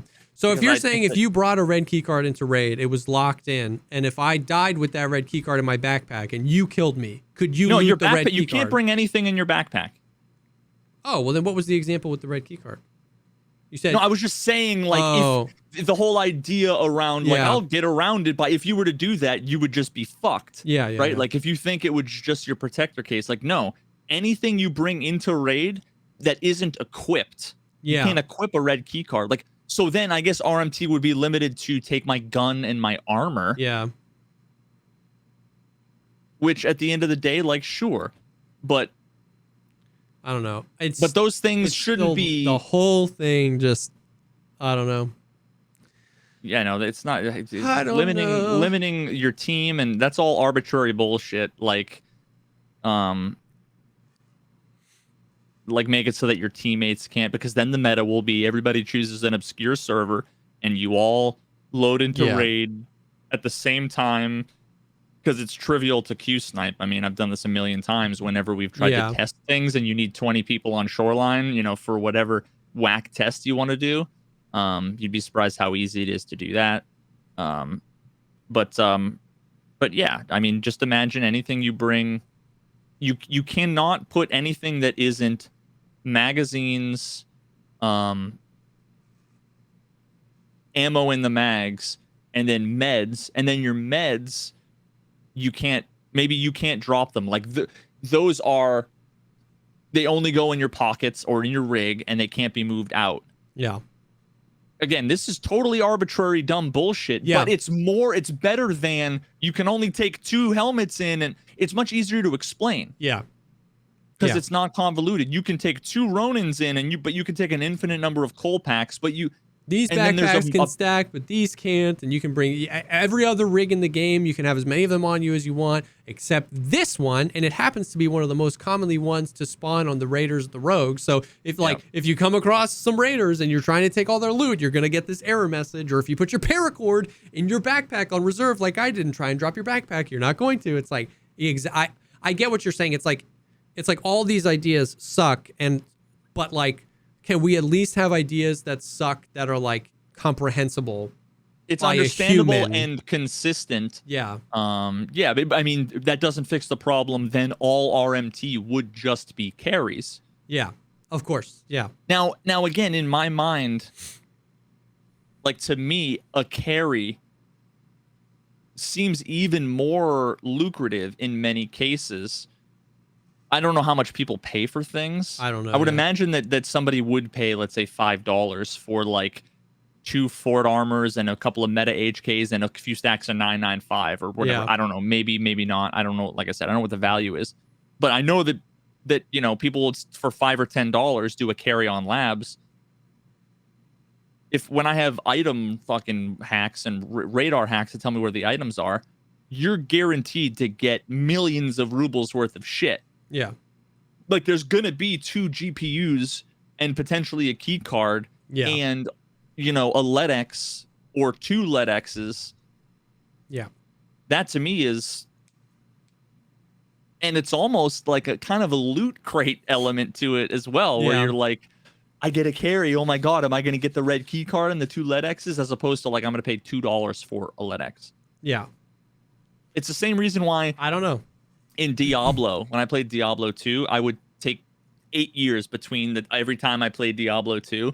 And I just wanted to go back to making my like level 90 build that I like to use. So I would go to one of those hacked up fucking janky websites and spend $7 to get the, you know, godly gear. One, because ethically, it's not a game where RMT affects anybody. Like, I largely played it single player. I never did PvP, and I would just magic find and rush people through shit. And but yeah, you spend $7 on. But very often, if you got the godly item that was like the lower roll, you would spend $5 on it. But an unidentified version of that item would be $11. Because you're kind of like, it's a gamble element. Yeah. You know, so I don't know. Like, I don't know. I just don't know that it's going to be the only way they would get rid of RMT is make nothing interesting or valuable enough for people to ever want to pay money for, and then you have no video games. Yeah, exactly. And that's what's weird is it's like it's so linked to the cheater thing, which we know that currently there's no way to get rid of cheaters. Like all of them, right? Like every game struggles with it. Like it's an unwinnable battle. And this thing is so linked to that. So it's like, I just don't know. I don't know. But it was just interesting because like we're seeing them like, because when the changes first happened, it's like, I don't know, maybe they'll see it's not working and they'll revert it. And like almost every other day they've doubled down. They're not reverting it. Like more items are restricted. More scenarios are you know, where it can affect the other player. More flea market things have been adjusted. Like this is very clear. Well, you know what's interesting about this is like to me it's very clear it has had a huge impact on RMT, but not necessarily by removing it. It's just that like this big, there's a new meta. Yeah, this giant amoeba flock of people is just shifting around. So they're effectively poking them and shifting them around. The problem is that these people are so committed to making money this way that they're shifting around and they're willing to sacrifice a little bit, sacrifice a little bit, sacrifice a little bit, which means things that are closer to what we experience get restricted. And I feel like we're going to come to a head soon where they're like, they restrict something that like every, like, you know, no more than one Salua in rate. And it's like, hold the phone. You know what I mean? Like there's going to be this moment where. I mean, I hate to say I told you so, but that was the intro to the last podcast was like they're weed killing everything and it's killing half the crops. And every time the weeds out evolve the fucking weed be gone and they have to make a new formula and it gets a little bit more toxic to the crops. Yeah. Then they need to make an even stronger fucking solution, you know? To the point where it's like, maybe the solution is something entirely different. Yep. So we will see. We will see. But that's Tarkov. Yeah, tell me about Star Citizen. Dude, I haven't played Star Citizen. Oh my god, I want you to like. I just want everybody to play this game. It's such a. It's like I was talking to somebody about it. It's like the most.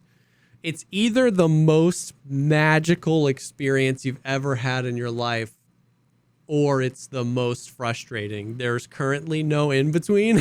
You know what I mean? It's like you either spend the whole play session trying to like group up because the party system is bugged and you just like can't, or it's pure magic.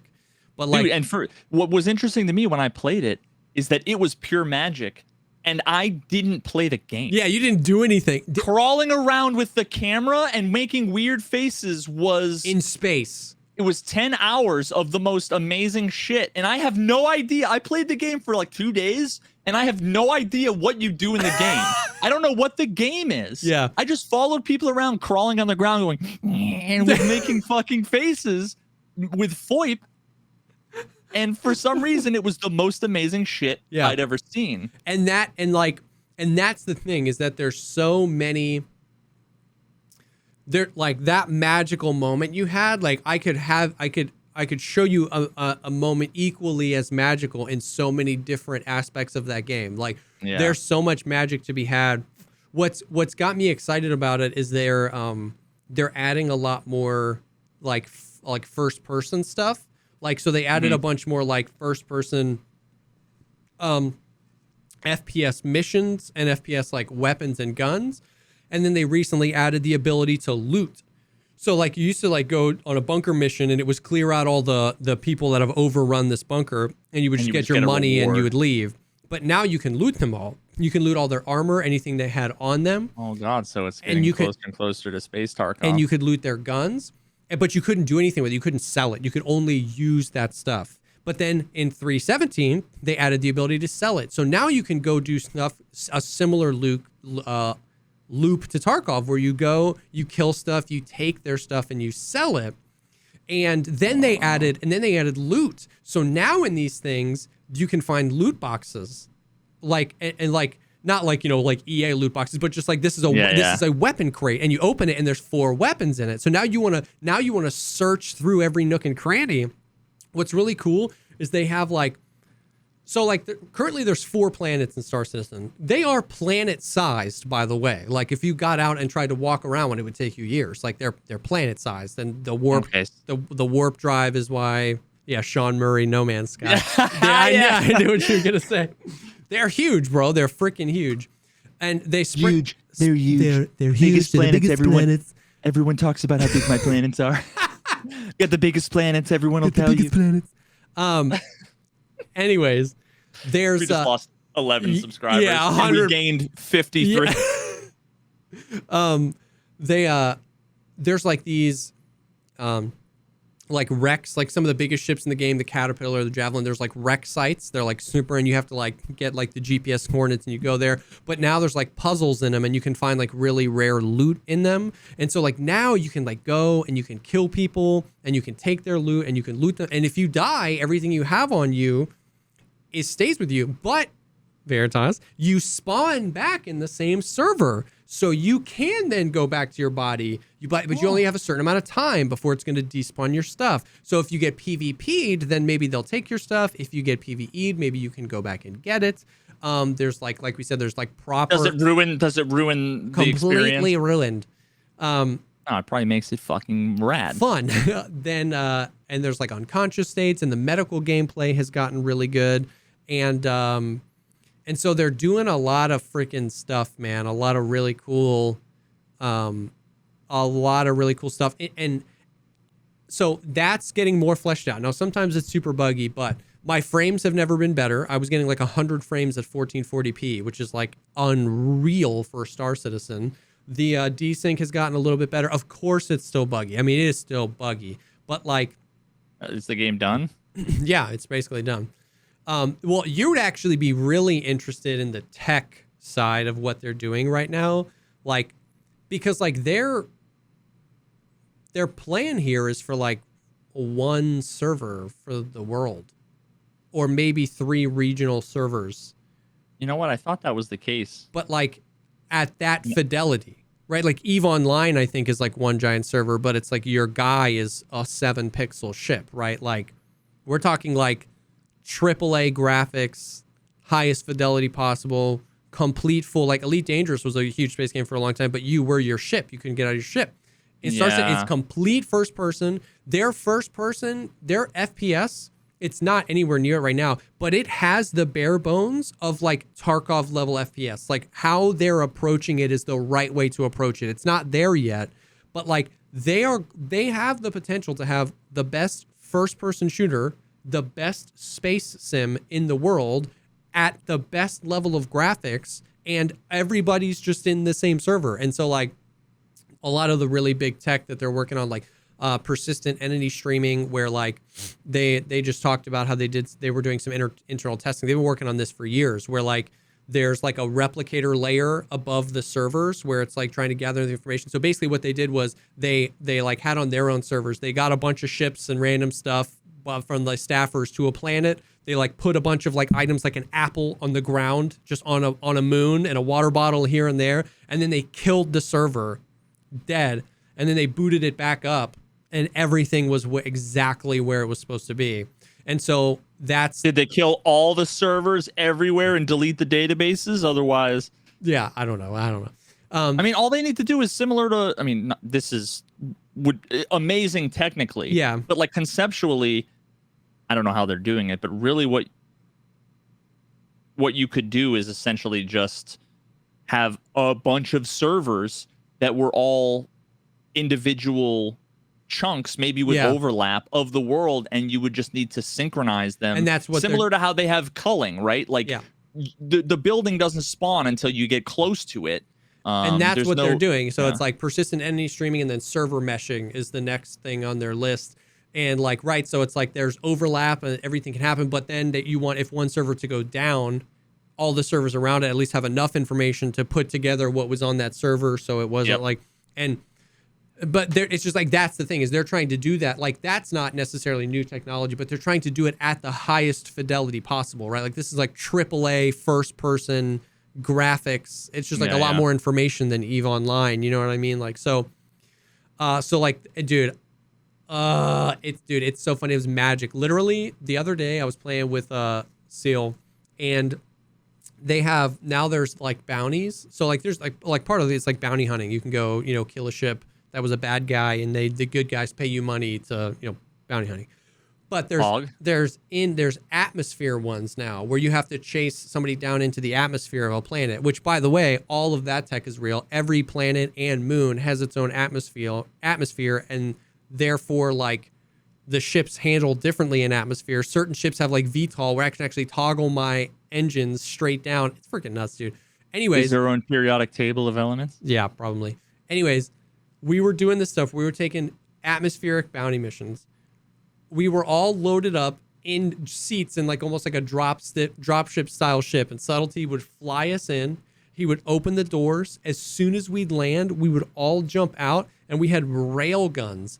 And the bounties, these AI that were low flying, trying to shoot us, and we were just like, and these ships would just explode, and we were destroying ships from the ground with these huge rail guns. And then we'd all hop back on the ship, and he'd fly out in the atmosphere, and we'd accept another mission. We'd come down in from space into the atmosphere, and it's like we did that for like 2 hours. And Veritas, and is this on YouTube? It was magical. No, but you can check my VOD. I can like link you to the part of my VOD. It was. When I'm saying, like, sounds dope, dude. Dude, yeah, it's like it was like I could have never dreamed about this at this fidelity at 1440p, perfect. I mean, dude, and it was like that for some reason that day the servers were just like running good, and it was dude, it was insane. It was and there's definitely part of that where it's like there isn't really anything to do. Like, there's so much to do, but there's nothing to do. It's like you make your own fun. These are the gameplay loops that are in the game. But it was just like, I just kept thinking, like, I could have never imagined that in my lifetime I'd be able to do this. Like, this is just insane. Like, you've got No Man's Sky, but like, it's just so different. I was No Man's Sky, but with something to do. And with my friends at AAA graphics. Like, I feel like I was in Star Wars. Speaking of Star Wars, they just released an X-Wing. They call it the RSI Scorpius, but it's an X-Wing. Like, basically, dude. Okay, well, lawsuit from Disney incoming. Oh, dude, it's so much fun. But then, like, literally 10 minutes later, an elevator that coming down from a space station clips out of the elevator thing, smacks all four of us. We clip through the space station, and we all die. You know what I mean? And it's like, and then you have to spend 30 minutes getting it. So, like, but, dude, my favorite moment from Star Citizen was when everything glitched out. Oh, yeah. Was when the dude I was playing with just like logged out, in the fucking ship in the atmosphere, and all of a sudden, and then I freaked out and pressed the get out of sea button, so the thing just went, started going down, and I'm like, I don't know what button to press to sit down, and I fucking get in at the last minute and like pull up as I'm hitting a mountain, and then all of a sudden like the game freaked the fuck out, and all you could see was the side of my head, like it was the Blair Witch camera, and it was just like, with the sky was all red and the clouds were these fucking weird things, and I was like, I did the whole like Murph, make him stay, Murph. Oh, and it was like the most magical shit because the game broke in the most interesting way. Yeah. So, dude, Star Citizen has just been so much fun. And of course, like, and every time I get into it, I, play it enough to be like, yeah, it's too buggy for me to want to do it. And then I, obviously, but like, there's more to do than there's ever been. This stuff feels more magical than it's ever felt. Like dude, I know the Scam Citizen guys come out in full force every time I talk about it or play it, but like, it is something special, dude. It's been fun. We gotta get you back on. Maybe it one day. I'll have to give it a try again. Fuck around with it.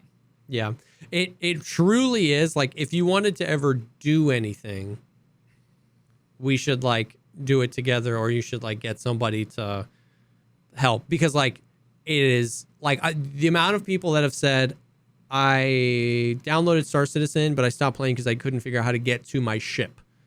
Like it's the learning curve is it was like knowing you had to go take these 7 turns just to get to the elevators, just to take it down to the right floor. Exactly. They're prioritizing like this realism immersion feel over anything. Like depending on where you chose to spawn as a brand new person. There would be a woman at the front desk where you'd be like, how the fuck do I get to my thing? And she'd be like, oh yeah, take a left. Yeah, that's because their AI is trash right now. But that's realism though.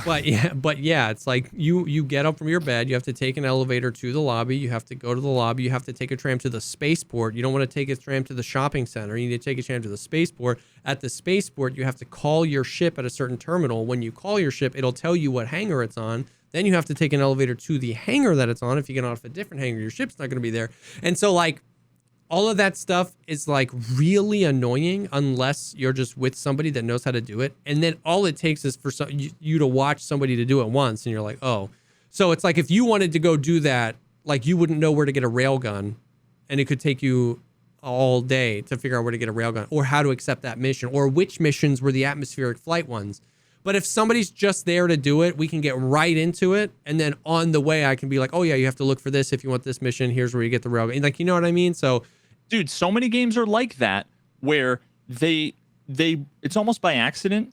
They get a bunch of the way through the development process, and then a bunch of content creators make tutorials and guides, and then they're like, we don't have to make fucking an intro. Yeah. We don't have to make a tutorial. We don't have to make anything. I mean, even Trackmania is like that. Yeah. Where it's got the most robust, like fucking city skylines level of map building.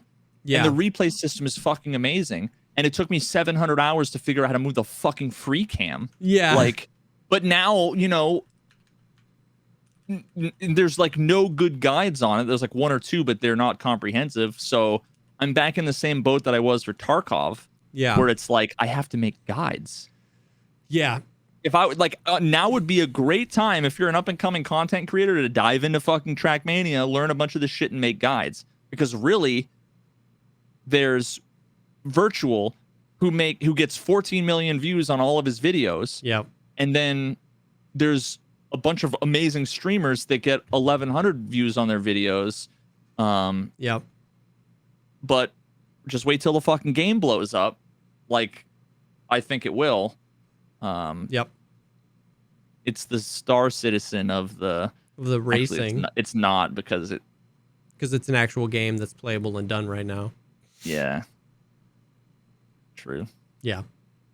I mean, like, it's an alpha. Star Citizen is an alpha still because they want yeah, sure. They want whatever. No, because they want beta to be beta, right? Like isn't a beta of something technically something that's feature complete that you just want tested.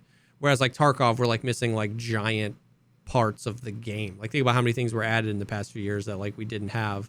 Like, well, I mean, a beta test can be a beta test of what we have so far. True. The problem is that a million people use the term alpha or beta, and they all mean it differently. Yeah, I guess some that's people true. it's like this is the beta, which is they're going to test it for a week, and then the release comes out next week. Think of how many games we've done where it's like the pre-release beta is 2 weeks before 1.0 comes out. Whereas you have other games that have been in beta for a decade.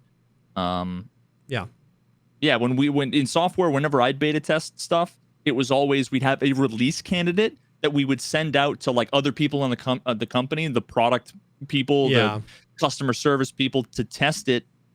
And then as long as there were no major issues, then we'd ship it the next week. Yep. But yeah, it's one of those words that doesn't mean shit unless you know what it means. So it's at the end of the day, Star Citizen is all about expectations. You know what I mean? It's like I have gotten way more than $45 worth of fun out of that game with the expectation that it's a buggy mess and basically a tech demo of what gaming could be like 50 years from now. And if you think that that's can be fun, then it's worth it. You know what I mean to you. But if you're the kind of dude that freaking mauls and rages out if anything doesn't go perfect, it's like, hey, why you gotta call me out? You're not gonna enjoy freaking Star Citizen. You know what I mean? So it's like, it's interesting. But I've been having fun.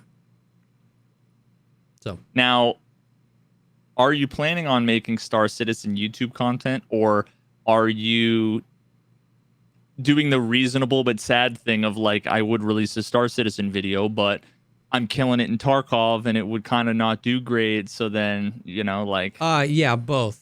I really so fucking I hate that's a thing, man. Like, I just like don't really have time to do both. I really think that like Star Citizen will be my next game, right? Because like everybody knows Tarkov's not going to last forever. And if you know what I mean? And so it's like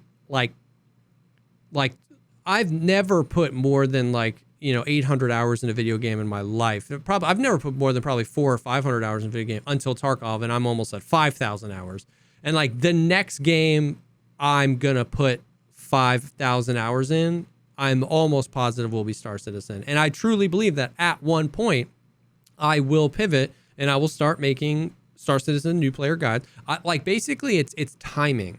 I was very lucky and intentional. Like it was not all luck. I want to pat myself on the back a little bit, but like I remember having conversations with Adam, my mod, he's in here all the time, and being like, because he's like my IRL friend, and being like, when I first started streaming, and I was like, you know what? I was like, I think now's the time. I was like, Tarkov is gonna blow up one day. I know it will. If I have a bunch of content out, then maybe I can blow up with it. And so I started making YouTube videos. I got 11 views. And then point 12 happened, and I had a YouTube video for everything. I had scavs explained, this explained, offline mode explained, how to do this, how to view this, how to do this, weapon modding.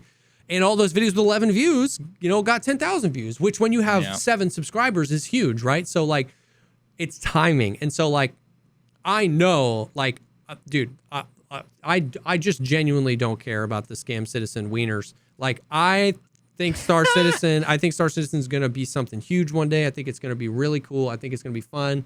And it's just about timing. Like, I think right now for me it's too early. You know what I mean? Like, I think we're too far away from that happening. And Tarkov is on the precipice of potential, streets, which is kind of like a road to 1.0 and the end. So the timing is perfect for me right now to watch Star Citizen, to play it occasionally, to keep up to date with it, to ride out Tarkov for another year or two. But I truly think that I could RP in Tarkov and just like never come out. I mean, in Star Citizen, never come out of that world. Like I eventually. So we'll see. And then obviously, of course, if it crashes and burns, then I wasn't too invested in it. You know what I mean? So, but one day, I will create content for it. If it was really Scam Citizen. Yeah. If one day they're like, delete the servers and they're like, haha, we're doing a big sale because we're releasing next week. And then we're releasing the game as an NFT. Everybody get in, and it's the ultimate rug pull. They're doing the long con on you, dude. Yep. I know. That's what's funny is because like it's, scam citizen. It's like, yeah, I don't know. It's a really elaborate scam to employ 700 people and work on a game and put out 4 updates a year for 11 years. 700 people. They're all fucking cardboard cutouts, dude. You've never seen any of them in the same room. I've never seen more than 7 of them. Why are they all Elon Musk? Yeah. Every one of them. Well, dude, it was like a thing. It was like they just like, it's stock footage from BSG. They just like bought this huge office in like Manchester, and they're going to hire like 250 more people in the UK. Mm-hmm. Yeah, they have one office in California, but most of their offices are in. They bought another studio, like a smaller like other game studio. They like absorbed it so that they could help with stuff like Battlestate Games, or yeah, actually. Can you imagine? Yeah. I can imagine.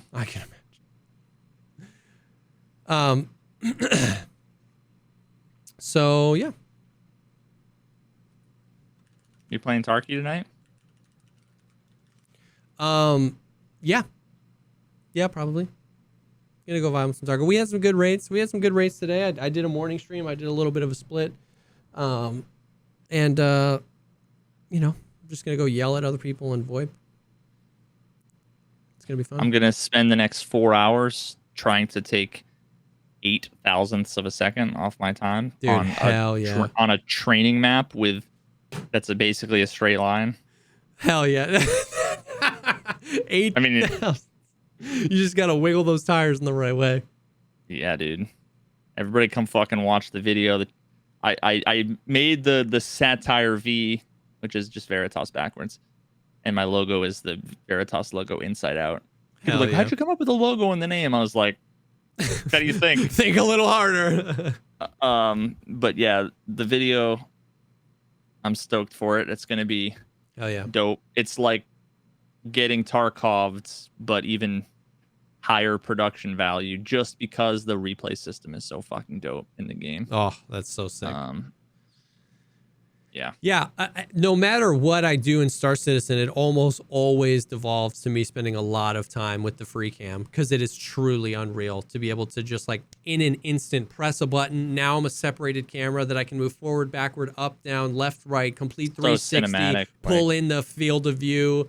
And I can do those things while manipulating my character. I can hold W and then hold Z and move the camera while I'm like we'd had these shots. I like turned my camera off where I was like literally running with a gun, and like Seal would come behind me with a ship and he would shoot around me. So you'd see all the things. And then as he passed, I would pan the camera centered to me and I would follow the ship. And now I went from me looking at me head on to me looking at me behind. And I was like, the content creation potential in here is like out of control. And that's not even a built-in like replay system or anything. That's just a free cam. Yeah, I mean, that's sick. Like I know Mordhau had something like that, and it just blows my mind how. So like what I did with this video is during a lot of the voiceover. I mean, the meta in Tarkov is you running through the woods. Yeah. And dorms looting some shit while you're just talking about stuff, right? Yeah. Like that's the most basic level Tarkov. Whereas I'm sitting there talking about like how amazing it is that people do what they do while playing. I can just go on and any map, any of the world record, the top 50 runs, I can go and download the replay. And it's a file that replays the ghost because it's all deterministic. And so it'll play it with their skin and all that stuff. So every other thing is like Joe Schmo world record run while I'm interviewing that person up on, and you can change the time of day. Dude, I've made it so of the replay of the world record run. Yeah. Oh yeah. So almost all of the maps, dude, whenever I talk about it, I'll show like a fly through of these unbelievable, beautiful maps, and I'll change the time of day. And in the replay editor, you can do color grading. You can do depth of field with keyframing. So I'll make it so like a car will drive up and you'll see the depth of field like go from like blurry to focused on the car. And you know what I did? Have you ever seen Gladiator? Yeah, of course. At the end of Gladiator, the scene that makes me fucking cry every time, where he's dying and and he's going towards, spoiler alert, it's fucking Gladiator. The 30 movie's years 100 old. Yeah. Where he's literally like walking through like the wheat field, and you see a couple of times, especially when it pans up to his wife, the clouds and how they're moving. Oh, yeah. You can change the speed the clouds move. So how sick is it where I'm slow panning and the sun with the fucking like the light rays and the clouds are just moving crazy through the sky? It's the dude. After this, let me show you 30 seconds of the video. Sick, dude. It's so fucking sick, dude. Oh my god. That's every dope. game needs that. Like every game needs that. That's so dope. That's very dope. Oh, that's so sick. Well, that's the stuff. That's the Creamcast. That's the Creamcast for this Episode week. 69420. 69420. I would say, like, potentially, you know, we'll see what next week looks like. If they, like, we might do the podcast later next week. Like, if this podcast that Tarkov is doing, if they, like, announce it on Friday, then we should do the podcast on Saturday. You know what I mean? Because it's like, we're starved for some information. They said they wanted to release some information next week, so we definitely want to talk about that next week because there hasn't really been a whole lot going on in Tarkov land. So Yeah, 100%. So yeah, but other than that, thanks for hanging. Thanks for hanging with us. Definitely check out the YouTube channel. All this one will be live next week, Monday. Podcast platforms and YouTube channel. Thanks for hanging, and we will definitely see you all in the next one. Peace.